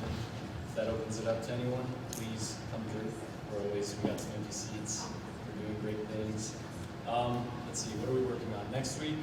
And this week we're going to be primarily focused on, no pun intended, focus groups through the Gen Ed Task Force at the University Center. So that's going to be led by Senator DeReer. And basically they're going to be coming into AC Affairs next week and utilizing our committee and our insight as a focus group, dealing with general education requirements for the university. So that's going to be great. Tomorrow we're going to be approving funds, hopefully, for the care packages. So that's just another routine thing that we got going on. And yeah, other than that, not much to report. Are there any questions for Chairperson Gopal? All right, thank you. We'll now move into the report of external affairs. Chairperson Byrd. So a lot has happened since last Senate, including we took a trip, as President Convoy mentioned, to Hartford. It was a great success. We had, I think, about 40 students from UConn stores come on our buses, plus a few more drive themselves. We had 10 from about 10 from Waterbury, about 10 from Greater Hartford. So we had a good showing of UConn students, plus UConn Health students showed up. And we had 15 people testify on behalf of UConn. I think the testimony was very compelling. And we're going to be working with Greg Haddad and May Flexer over the coming weeks to make sure that we're continuing to influence our senators and representatives to make sure that UConn's budget isn't cut as much as the governor proposed. Additionally, at the end of this month, there's going to be hearings on affirmative consent and financial aid for undocumented students, which are both issues that External Affairs decided to work on. And I will know more about those dates probably next week or the week after, and I can let the Senate know about that, and we will probably be taking a trip up to Hartford for those. Not nearly as extensive, though, for the budget ones. Probably just like a few of us in cars or like community outreach buses, but yeah, that's what we're doing. Are there any questions for Chairperson Byrd? Thank you. We'll now move into the report of funding board. Wow, I assume no report unless the vice chair has something to say. No? Okay. Well, now we move into the report of student development. Chairperson Valverde.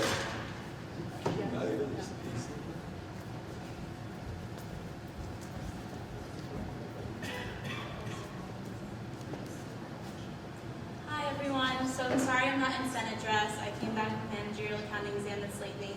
So okay, so pretty much never write anything up, but we had Man Up yesterday and it was such a great success. We had like about 200 people there. Overall, just a really great night. Besides that, good news with the firework approval for Founders Day. So we have gotten in contact with 2 companies and they're doing on-site consultations just to make sure that the areas that they believe are good for fireworks are going to work out. And then we're meeting with the fire marshal on Monday to make sure that he approves of those locations. And budget-wise, it's actually not that expensive, so I'm really excited because saving money. And then besides that, we've met with Students Without Borders and C4D. We're going to be working a lot with advocating with them, so tabling, handing out flyers, working closely with External Affairs for a lot of stuff that's coming up. And besides that, everything's going well. We're working on Title IX sexual assault campaign with Stephanie G. And we have a meeting tomorrow continuing that work for a photo campaign. And besides that, that's really it for now. Are there any questions for Chairperson Valverde? Thank you. We'll now move into the report of student services. Chairperson Con. Wow, that was awesome. You're like wearing identical outfits. Yeah, that exam slayed both of us, so you know, we're feeling pretty good right now.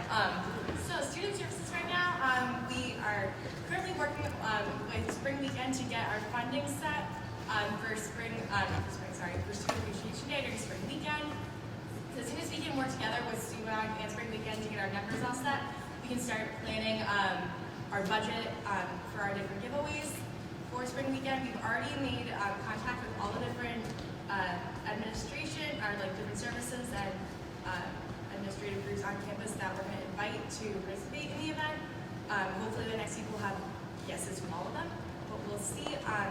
We're currently working on scheduling a meeting with dining services to go over the information we received from Sydney and Tim's very successful town hall, which is awesome, and we're going to see how we can work with dining services to get the best amount of money or points or whatever it's going to be, whatever best deal is for students up in the Hilltop area.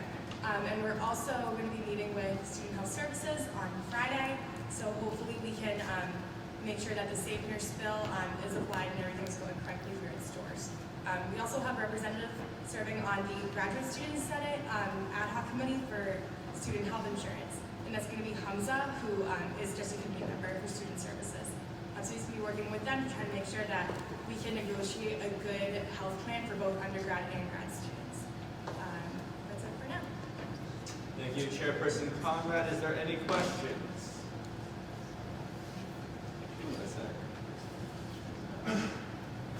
George, one of these days. That is the end of reports. We have nothing for discussion. Is there anyone who would like to be recognized for announcements? Yes, Justice Perry. Anyone else? Laura?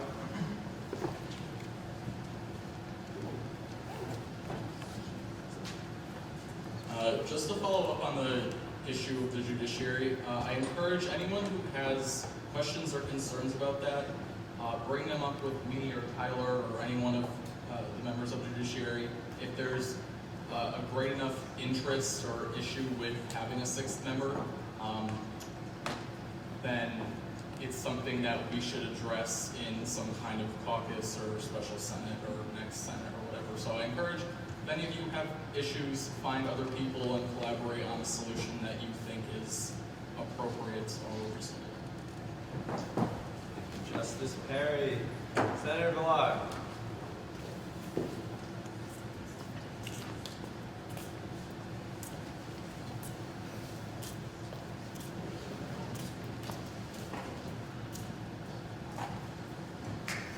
Hi everyone.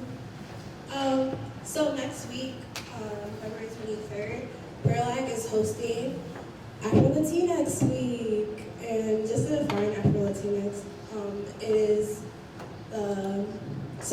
it's to embrace people that identify themselves of African descent and also Latin American descent. So personally, I consider myself Afro-Latinx, and so I think this week is just going to be a really cool time to just really introduce, what that culture is for those that don't really know it. So the kickoff is the 23rd, and there's going to be performances by my group, so you guys should definitely come. And there will be food. Yes, questions?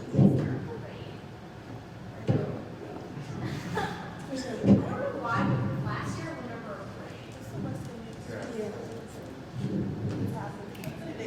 when is it?